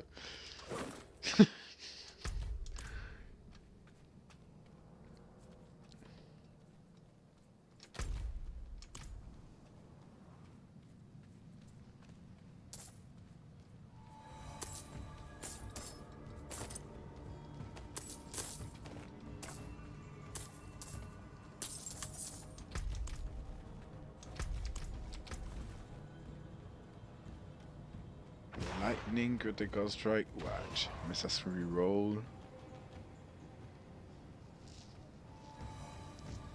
Ouais.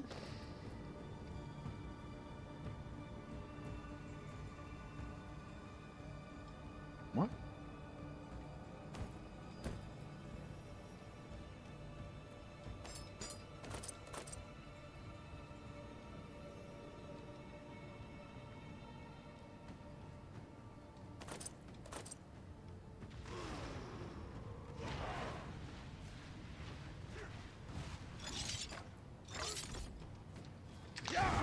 Un bel ball!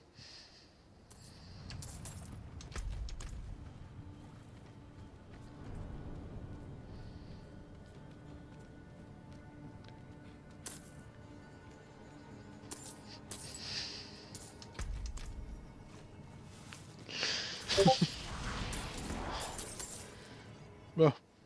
Rare staff. Yep.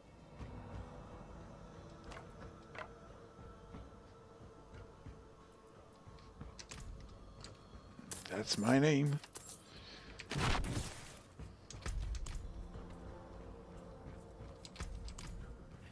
Ring ancestral.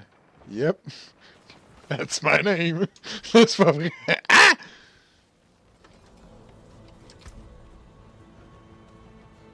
C'est quoi qui te court après, là? Non, ben non, je cours plus vite, je pense. Speed web.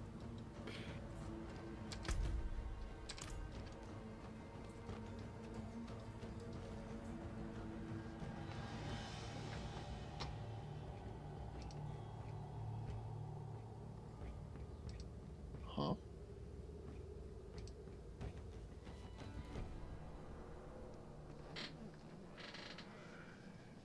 Hey Diggs, by the way, what's up? Yeah, man, I'm getting carried like the beautiful. Yeah, for once I'm getting carried with a little lipstick on my stick. You know, it's a real lipstick. What about you, man? For once. Yeah. That's true. Monkey. Pas le meilleur carry. Hein? Ah, it's okay. Killing stuff. Yeah. I can sit back. It's okay. Relax. Oh yeah, yes. Don't do it. That's just having a little sip of coffee.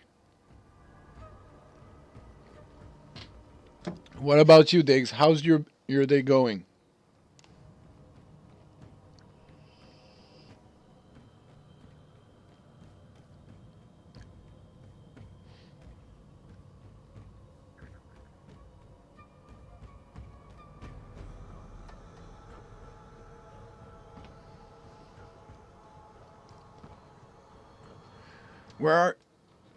Where's the barbarian?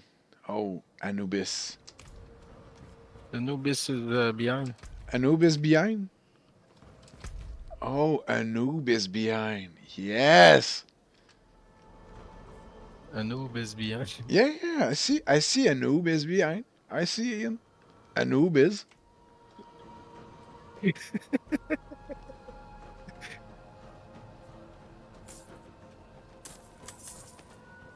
I think he's AFK.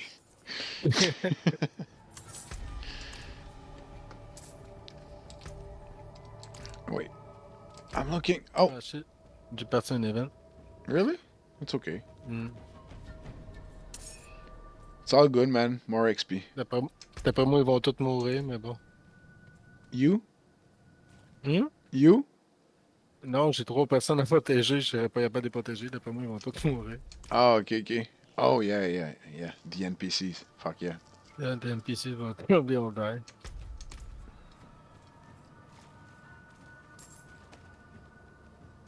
I have nothing to make the mob focus on me. So. Well, oh, okay, yeah. Surtout que j'ai 10 points instant. Yeah, your damage is still low. That's okay.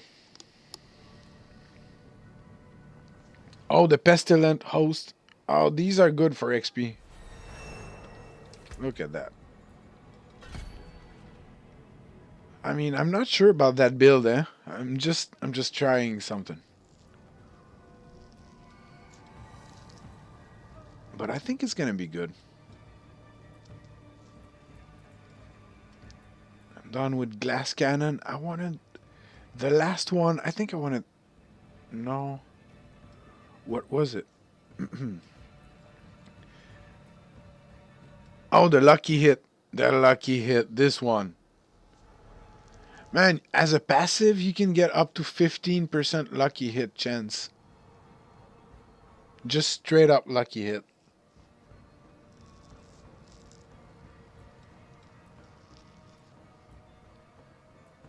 That's really good. And I'm not sure for the last. Gain 2% resistance. I don't think this is good. Maybe maximum mana. Something scales up with maximum mana. Maybe this. Because 42, I'm gonna get like what? 3, 4, 5, 8 points? 8 more points. Take this, my friend. It's not much. Oh, good job, buddy. Oh. Oh, I think this is what you have to do. Fuck.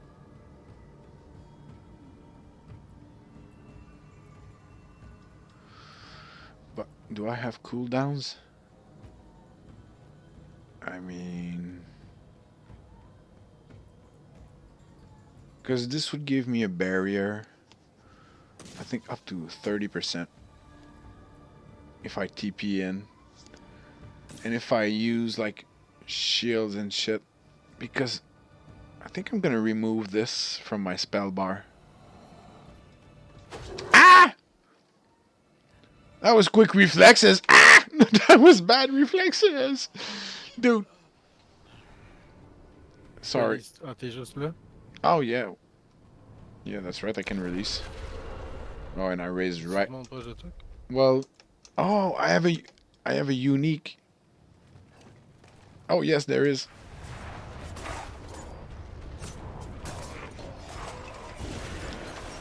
Burn, baby, burn. Yeah, I think a noob is AFK. Oh, what's... Oh, a staff. Let me have a look. Every third cast of fireball launches... Really?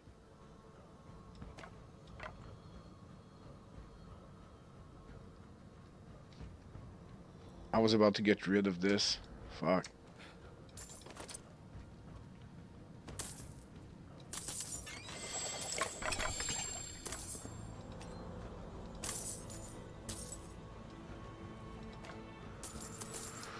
Oh, okay. So that's fire damage. Thank you. But I don't know. I don't know if it's gonna work with the because I use it as a spell enchantment. I'm not sure if it's gonna work with this. I'll try it though. Ah, faut que je m'en aille par là, je pense.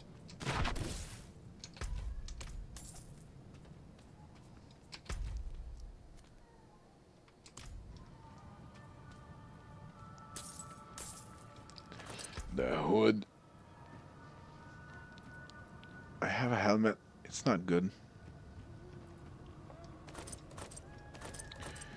I should just use good gear.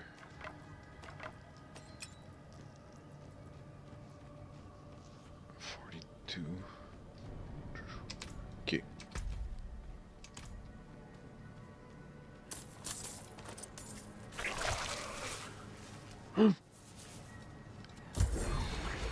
What?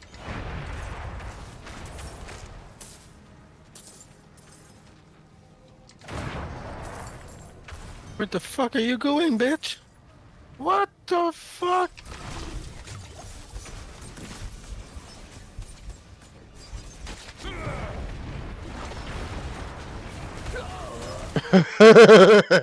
Sorry, man. What the I thought it was okay.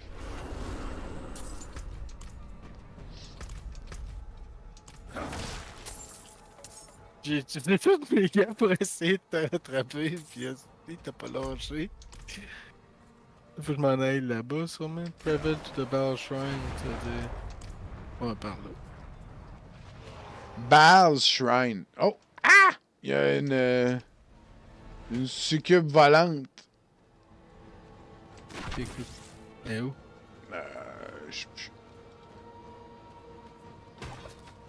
Elle est peut-être morte.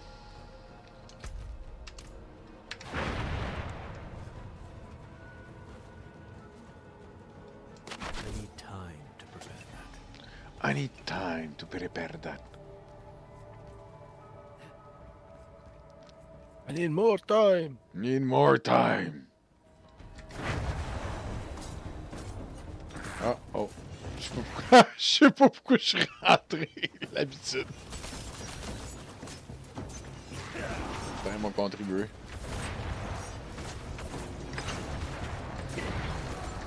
Plus de remise en question.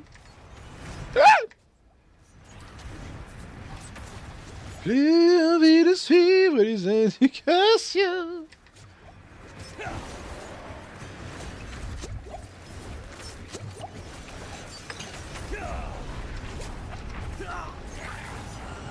C'est pas grave, reste-moi pas. Hein.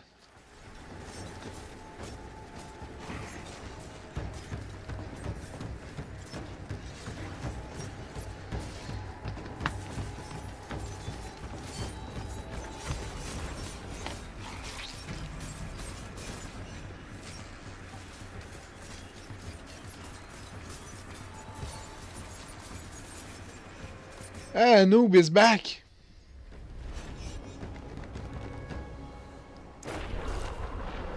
Noob is back.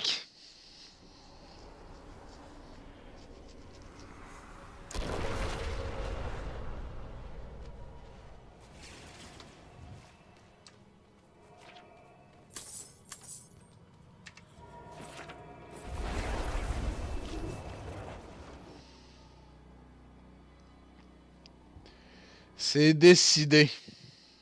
Hey, j'ai ça dans la tête, mais forever. Ça dit, ça va me rester dans la tête jusqu'à la fin des temps. Jusqu'à la fin de la saison. Oh. Et encore. Et encore.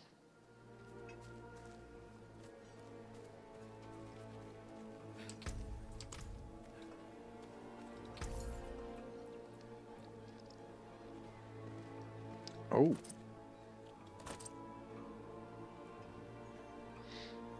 Oh, il est niveau 60, c'est un ancestral. Fuck.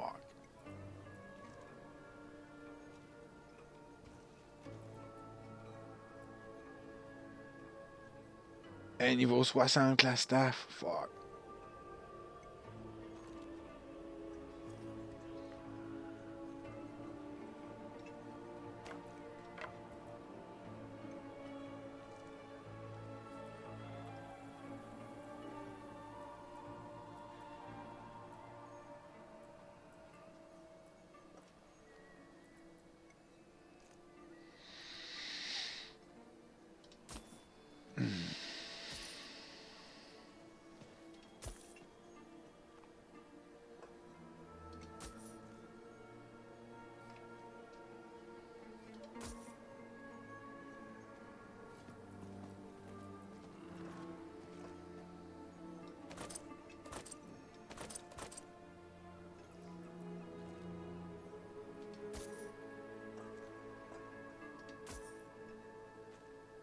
All things have value, I suppose. Don't ruin all that work.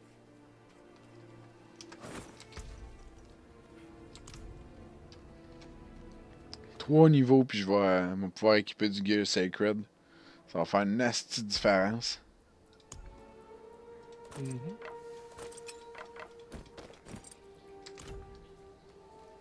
Ah. Un petit tour. Bon.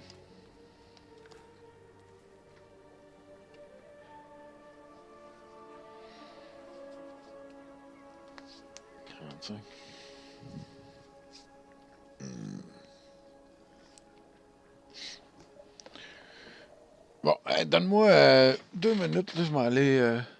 En fait, je vais sortir les chiens, je vais prendre 5 minutes. Puis je vais revenir dans à peu près ça. 5 minutes. Je vais me rendre au donjon. Là. Alright, parfait. Bon, pas de trouble.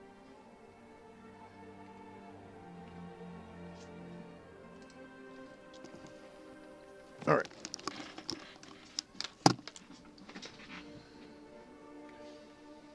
Veux-tu faire des pépis? Viens-tu, mon gars? Viens. Viens, Gaston.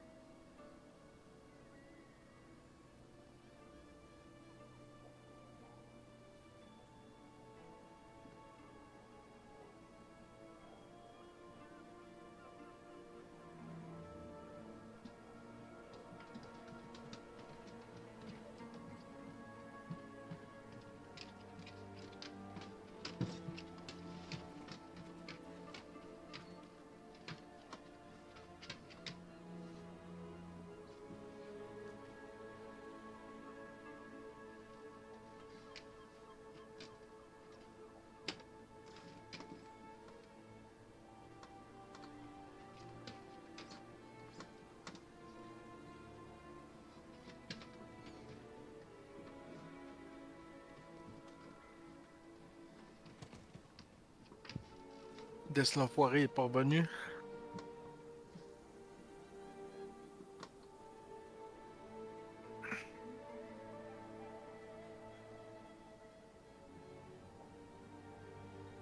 Personne.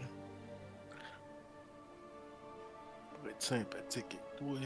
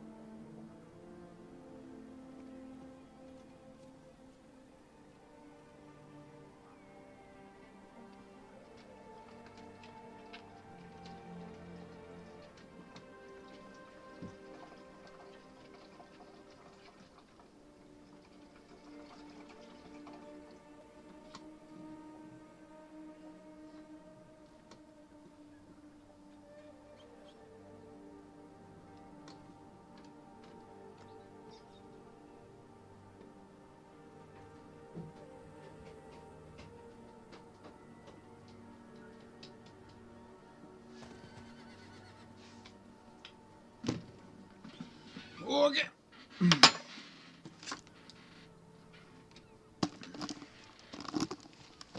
Va. T'es-tu là? Êtes-vous là? Oui. On est en dedans, là, je m'en allais me faire une puff. Ah, vas-y. Fais-toi une paf, garde. Moi, pas de problème avec ça. Bon, je m'entends. Ouais, ça m'écoeure. Ça t'écoeure-tu? Là, oui. Au début, ça m'écoeurait de m'entendre, mais là, je vais t'avouer que je commence à m'habituer, là. Parce que tu t'entends tout le temps? Ben, parce que je réécoute ce que je fais. Ouais, quand tu te réécoutes, c'est différent. Ouais. Que tu t'entendes 3 secondes après de ce que tu viens de dire, mettons. Ouais, non, ça, non. ça gosse en crise. Ah ouais. En tout cas. Ah ouais. Tu sais, les chanteurs, là, mettons, sur une scène, là, qui ont un écouteur, c'est pourquoi, là? C'est pour pas s'entendre. C'est pour s'entendre. s'entendre. C'est un bouchon. C'est pour s'entendre. C'est pas pareil. Ils s'entendent en temps réel. Ok. C'est parce que. Écoute, moi j'en ai déjà eu un band, ok? Je comprends, je pense. Puis j'étais chanteur. Puis, mettons, je m'entendais pas chanter, là. Je pouvais regarder la face du monde en avant, là, puis tout de suite, tu le voyais. Que eux autres, que c'était faux. Hey, Chris, casse pas ta tête. Ouais. Ouais. C'est pour t'entendre en temps réel, comme ça, t'es capable. Parce que, tu sais, chanter, faut-tu, c'est sa note, t'sais. Puis, il y a gros du son sur la scène. C'est le drum, la bass, la guitare, tout. C'est ça. Fait qu'ils s'entendent. Il y a aussi des speakers qui sont face vers la scène. C'est le même principe. Mais avec un écouteur, c'est plus efficace. Ouais, c'est clair.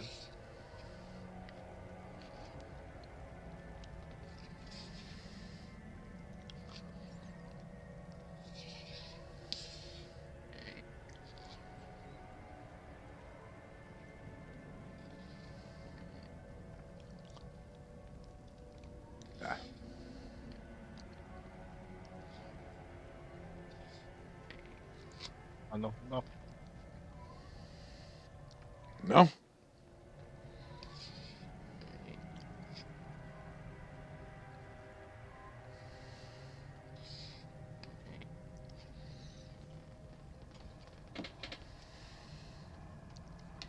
Ouais, c'est du bon yogourt, ça. Il y avait un spécial à l'épicerie l'autre jour. 2 piastres le pot de yogourt aussi. Quand même de très bon spécial. Puis c'est du bon yogourt aux bananes. Encore meilleur. Manger de bananes. Ah ouais, c'est full bord les bananes, hein? Puis l'avantage avec les bananes, c'est quand t'as fini de les manger, tu peux prendre la pleure, la crisser au micro-ondes, puis se masturber avec.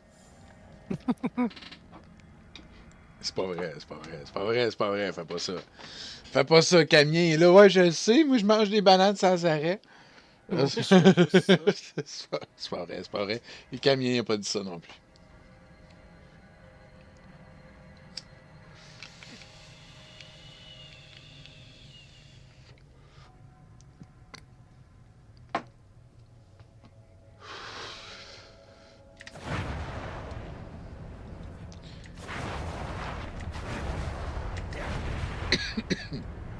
Ok, Camien, c'est là qui joue.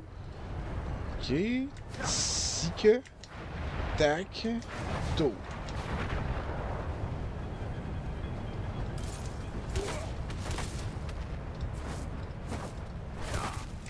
Hey, j'ai pogné un niveau. C'est tout du skill.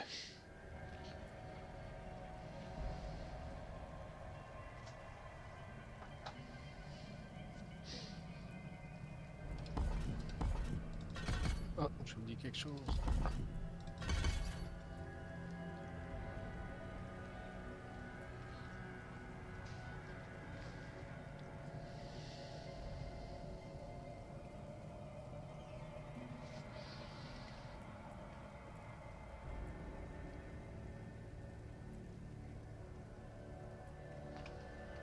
Using a cooldown grants you 10% of your maximum life as a barrier for 2 seconds. C'est ça qu'il faut que je prenne. Puis j'utilise plus de cooldown.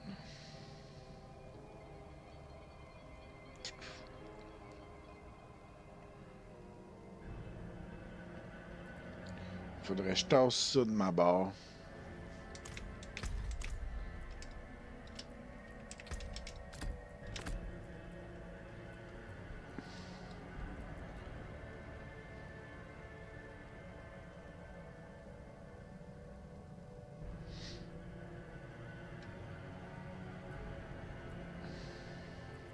Que je mette genre Flame Shield.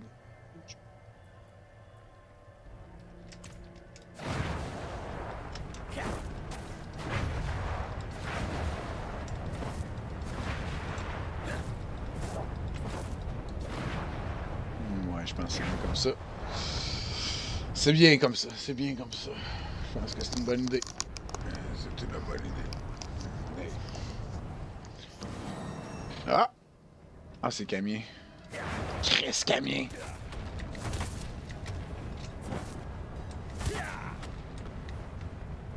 C'est où? Ah, il est là.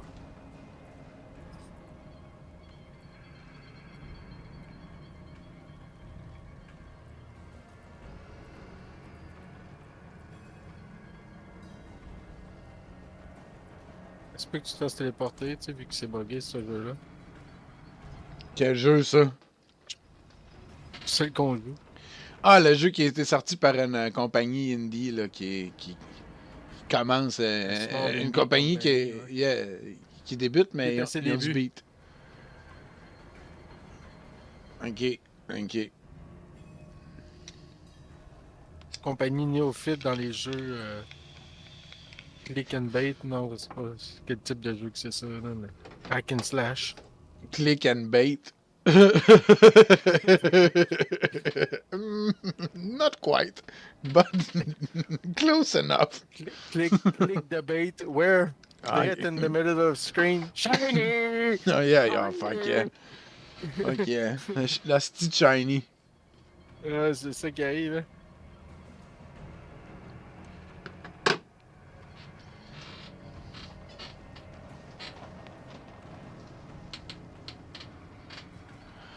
La musique est.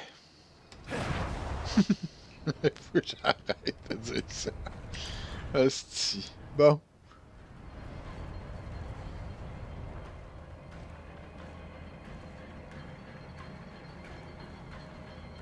Tu penses-tu qu'ils vont rajouter des items comme dans Diablo 2 qui donnent des points de skill, des skill points que tu peux mettre, genre? Poup? On n'a pas déjà?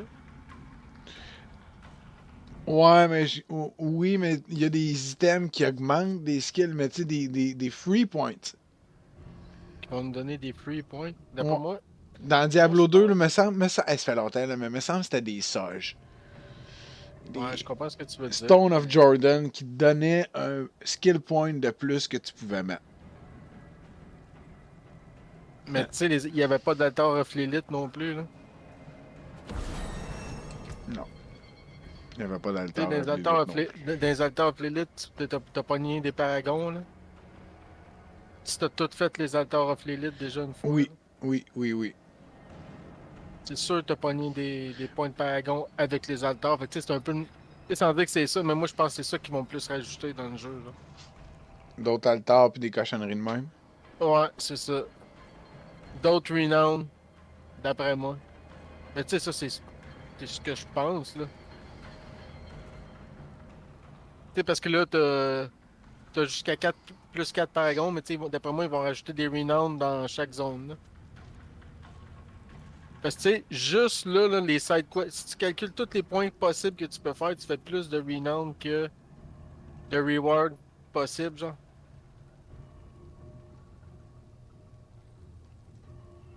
Je sais pas si tu comprends ce que je veux dire? Non.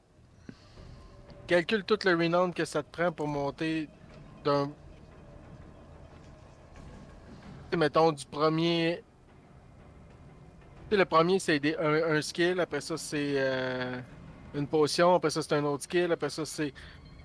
Bon, mais c'est 200 plus 300 plus 400 plus 500 plus 600. Ouais. Mais calcule tout ça, ça fait. Je me semble que ça fait 2000 de renown. Mais tu fais plus. T'as plus de renown possible à gather par zone, genre. Ben, il faut. Ben, il faut. Non, mais tu sais, ouais, je comprends ce que tu veux dire, là. Ok, ouais, t'as du lousse, là, dans le fond.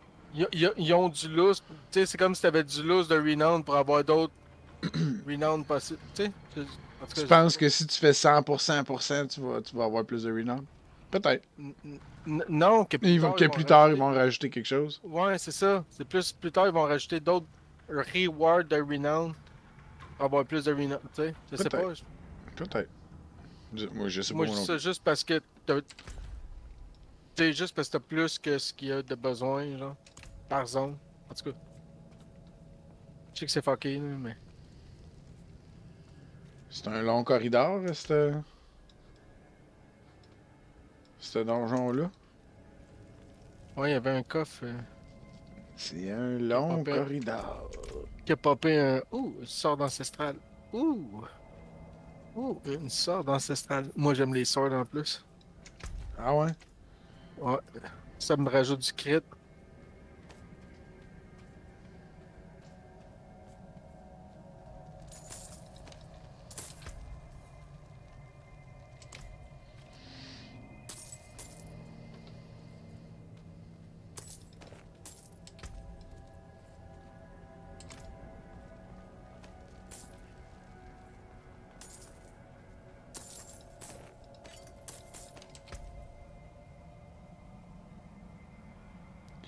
Pyromancy skills.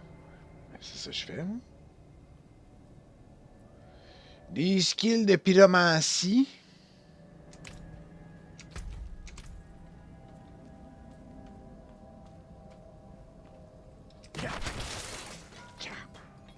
Oh oh. J'ai réveillé un arbre.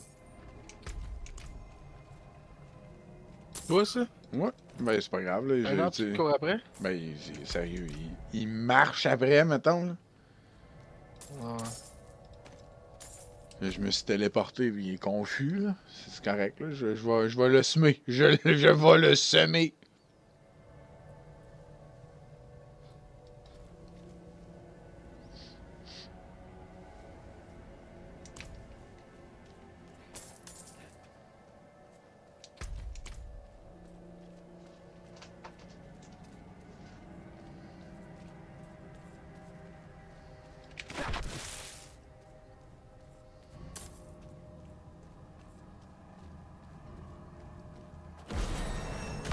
Oh titi! Et titi! Et titi!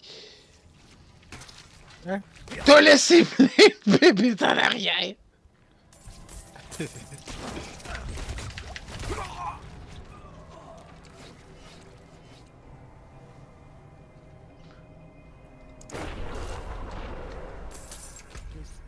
Ah, t'as release? Ouais. Là, je peux tout équiper ça, c'est ça l'affaire. Oink. Nice. T'es quasiment de son niveau à lui en plus. Ah, j'ai oublié un coin là. Ah, j'ai pas le temps de faire ça. Mais c'est peut-être là aussi. Peut-être de quoi elle a activé. Non.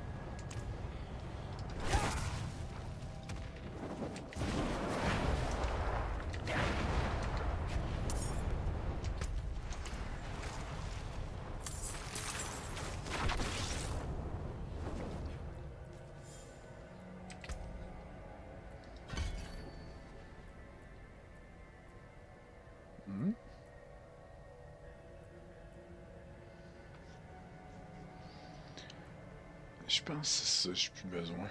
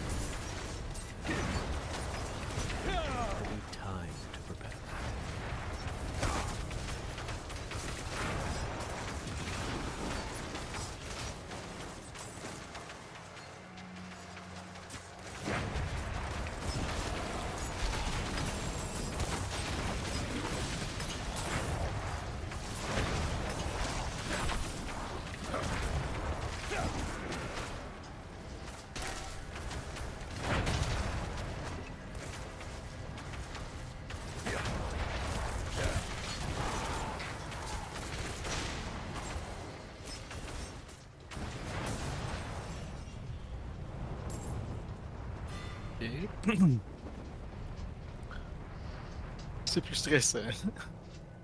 Comment ça? C'est Cave qui te court. Ben, je pense que c'est parce que t'es trop bas level qui te court après. Là. Tu sens de loin, même, je te jure, t'es fucking loin pis ils te veulent.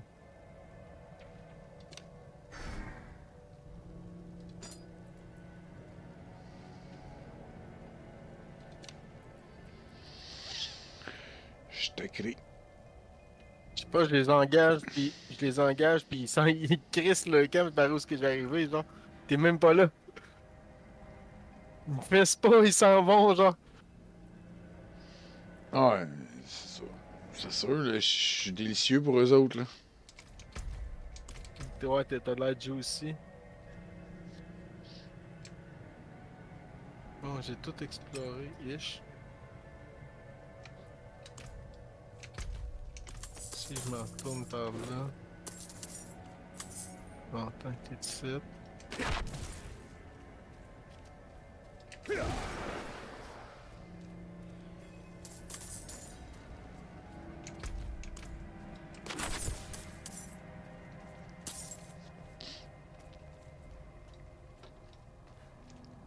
defeat Ines. I'm not ready yet.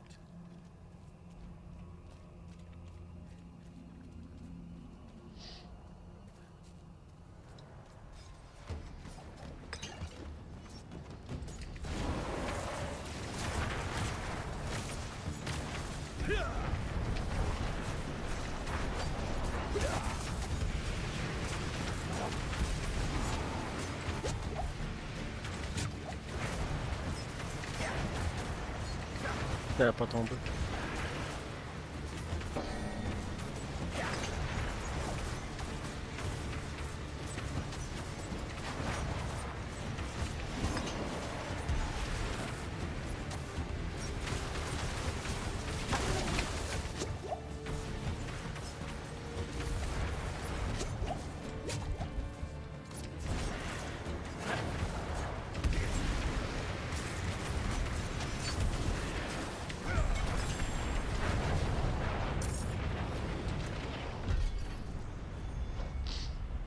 Voilà. Je vais aller donner mon arme. 2.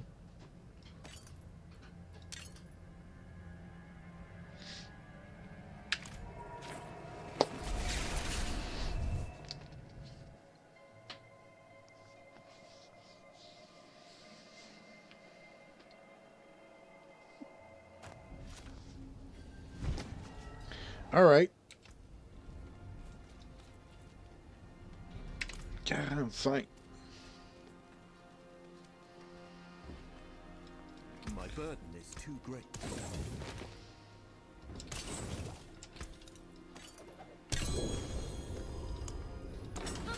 More bear than I thought.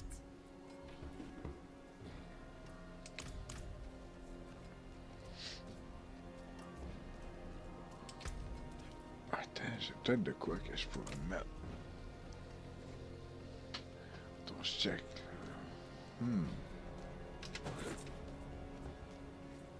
J'ai même pas checké ça tantôt.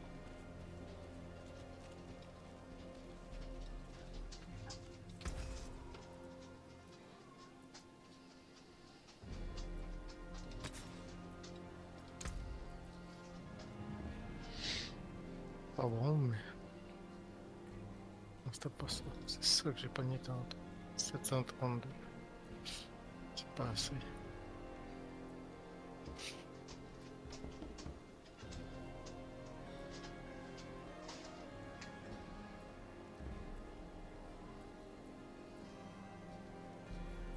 Oh.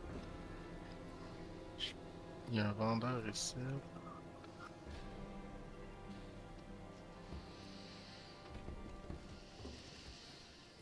Ouais. Ah ouais, c'est les astuces.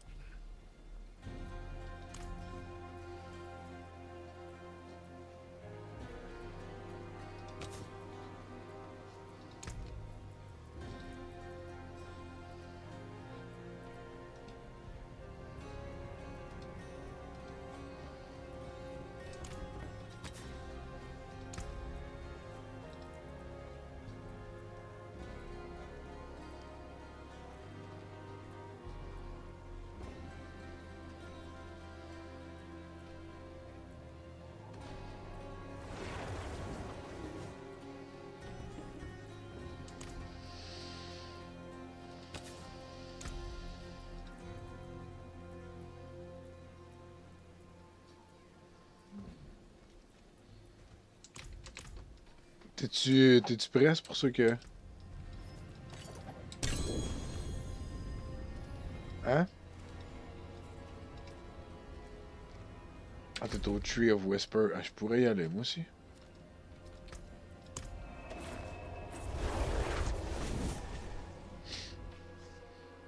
Je pense que Camien, il est plus là.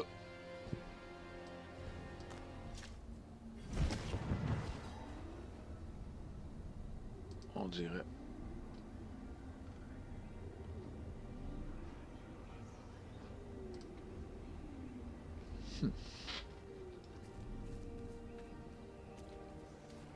Not while I'm in town.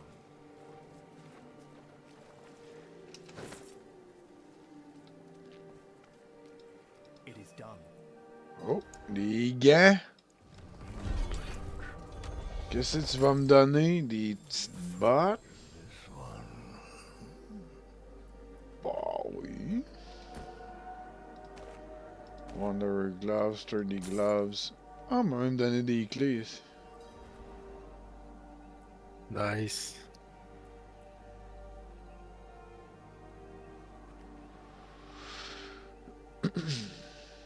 Ok. Je suis en dedans. Ouais, ok. Pas long. Mais là, si... Ah, ça te fait plus d'XP. C'est juste plus long. Ça fait plus d'XP, mais non en même temps, parce que ça prend plus de temps à éclairer. Ouais. Ben, kick-les, c'est le camion, il veut juste être là, il veut juste être là, se faire carry, kick-les. Kick-les! Kick-les! Il est dans le character select, Camille. Dans le character select? Ouais. As players in your party. Ah, tu vois, il y a... Il y a Il vient DC. de revenir? Non, mais il y a DC. Ah, il y a des... Il n'y a pas DC, mais tu sais, ouais, c'est ça, il y a DC.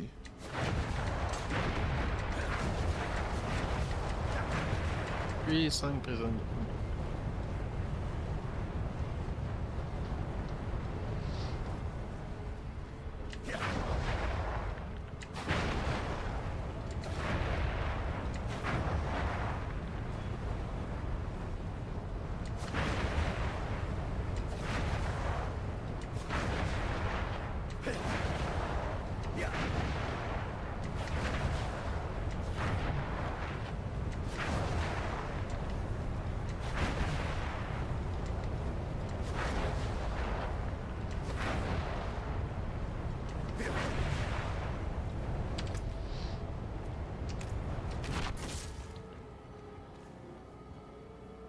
Je m'en fous, je vais te suivre. Je crèverai, c'est tout. Tu me le calleras, c'est de quoi, je te raserai. Ça te coûtera pas de repair bill au moins. Si t'es proche. Non, mais si t'es proche.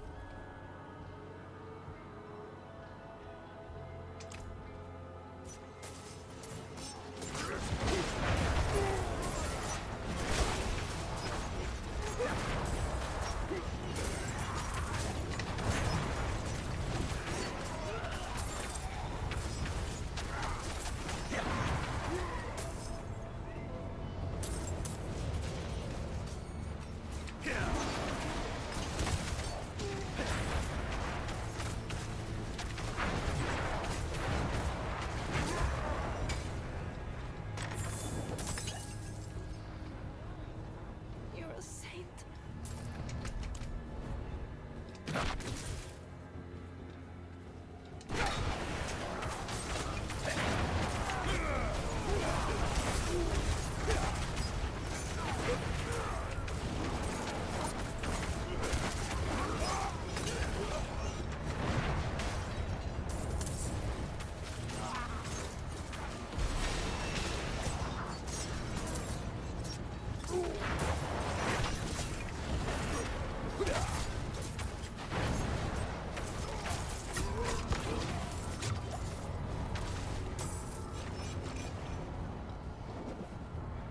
Hein?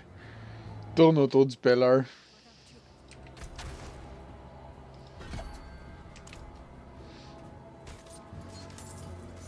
Ah, tant que je suis là pour te protéger, je vais être tué là. Moi je fais backstabber mon gars, c'est drôle là. Tu fais plus de dégâts? Ouais, je fais. Ben, c'est parce que. Ils sont sous. Ben, en fait, j'ai stun.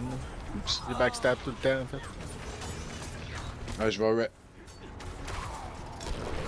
Bouge pas, bouge pas. Sans les mains!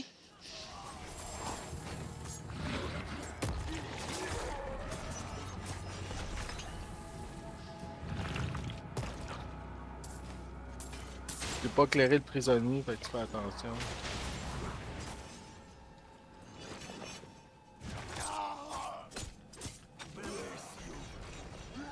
J'ai fait ça incognito. Comme dans la chanson, incognito. Incognito! Je me souviens plus des paroles. Je recommence ma vie à zéro. Oh, hein?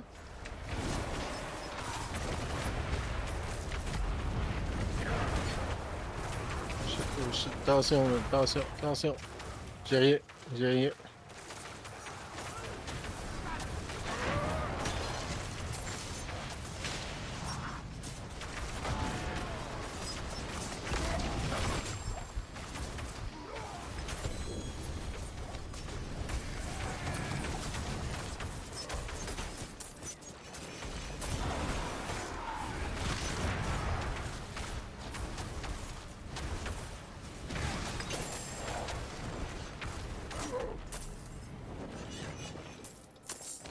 Tout le monde est mort, je pense. Ben, autour du site, là. Ouais. Oh oui. On va pas parler tout de suite. Dans le coffre. You saved my life. Ah, c'est ton hydra, ça. Ok, j'ai entendu de quoi, c'est. Ouais, j'utilise les hydras. Je sais que c'est pas bon, mais tu sais, au début, c'est pas mauvais. Ouais, c'est pas bon. Ben, J'aime ça. Ouais. Mange le marde. Ouais, mais mettons, j'essaye sans, mettons, que les gens mangent le marde, juste que. Oh non, je regarde ce que je fais. L'hydra, c'est. C'est pas bon. C'est parce que ça fait pas tant de dégâts. Ça fait pas assez de dégâts, genre. C'est plus ça. Ah ouais. Bouge pas. Oh ouais, pas de stress. Fais ça. Je bougerai pas.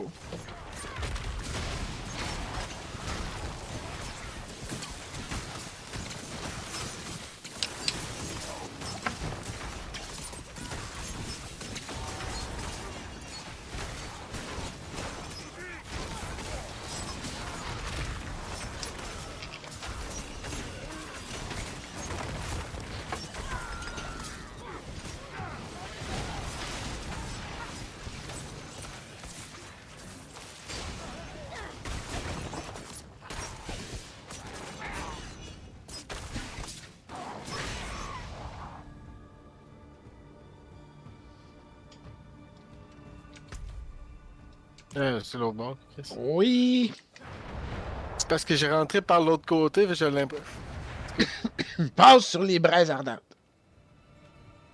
Ils m'ont téléporté de l'autre bord, genre. Non, non, tu t'es téléporté de l'autre bord, toi. Quand je suis rentré, non. Oui, t'es un esti perdu, man. Je te le dis, là. T'es qui? T'es où? Qu'est-ce qui se passe? On est quel jour? Wow!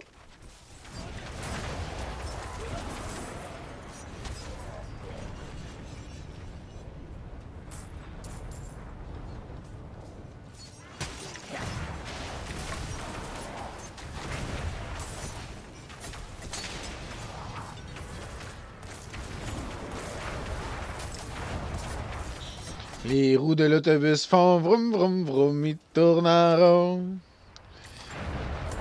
Je me souviens plus c'est quoi les paroles, mais je tourne, tourne, tourne.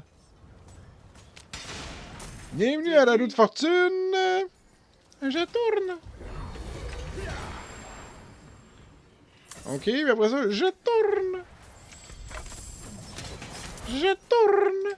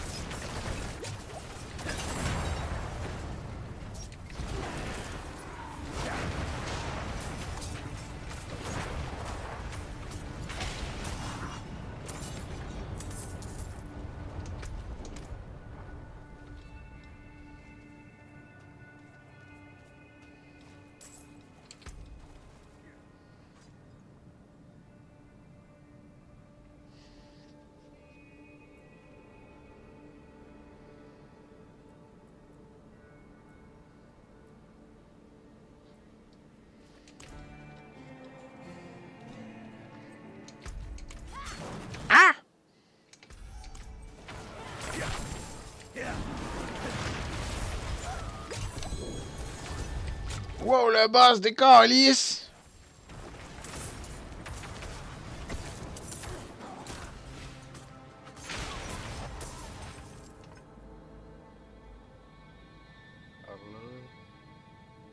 Shit, ça doit être...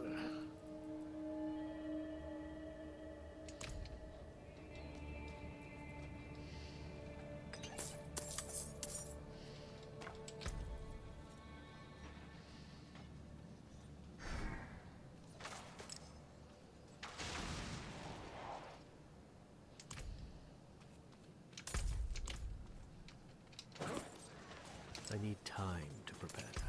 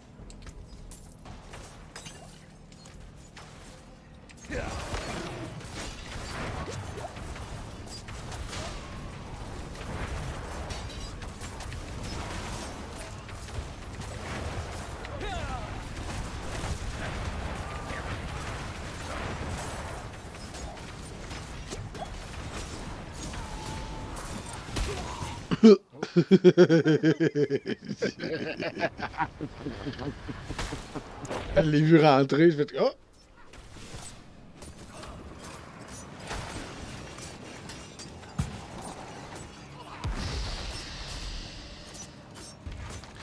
Moi, après celle-là, falloir que je prenne un break. Falloir que j'arrête. Me revenir après souper, là. Ok. C'est correct.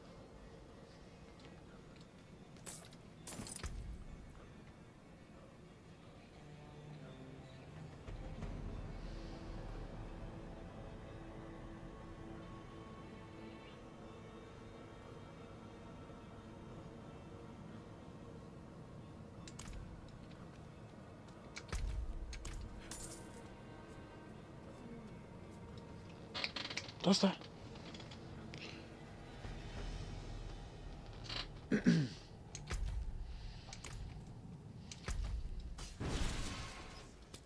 Là où est-ce qu'elle est ma pine? Ok, ouais.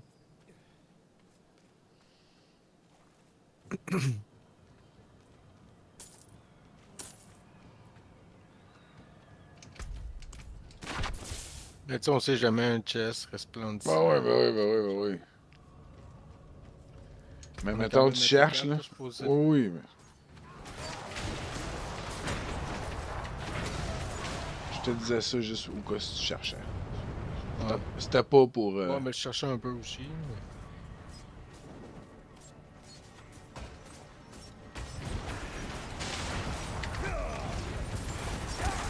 Mais... En plus, j'avais fait mon CC. Oh, c'est pas grave.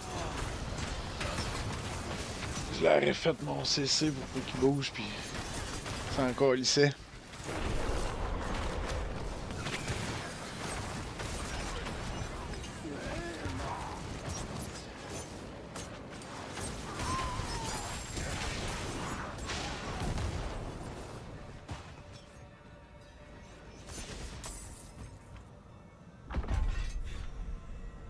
Anubis is back.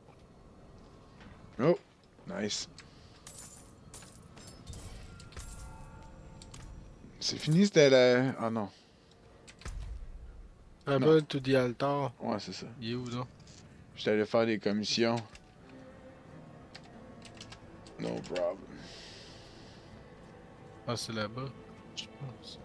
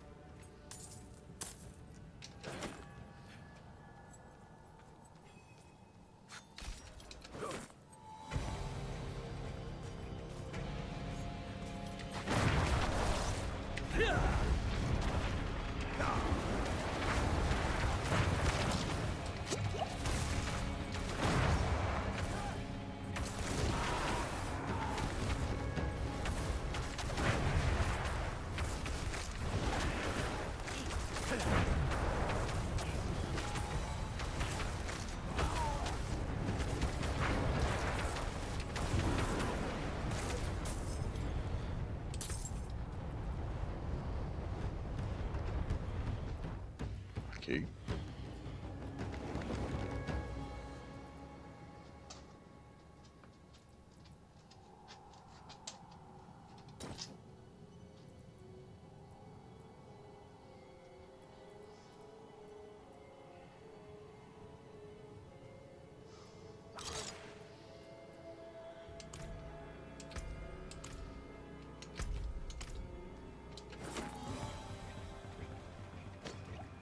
Anubis in fight.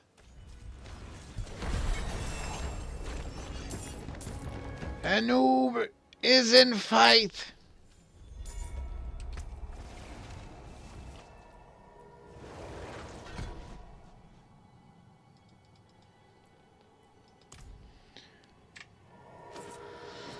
Bon. Moi, je vais aller faire des trucs là qu'il faut que je fasse. Hey, t'as contribué. Yep. T'as contribué au succès de la mission. Ah, moi, je vais aller... Yup. Je vais aller faire une couple de trucs ici, dont prendre ma douche, faire l'épicerie, des commissions à faire, puis tout. Là. Mais je reviens après souper, puis on continue à péter des gueules, là. C'est sûr. Fait que, yes sir, les copains. À tantôt. À plus. Thanks a lot. Bye bye.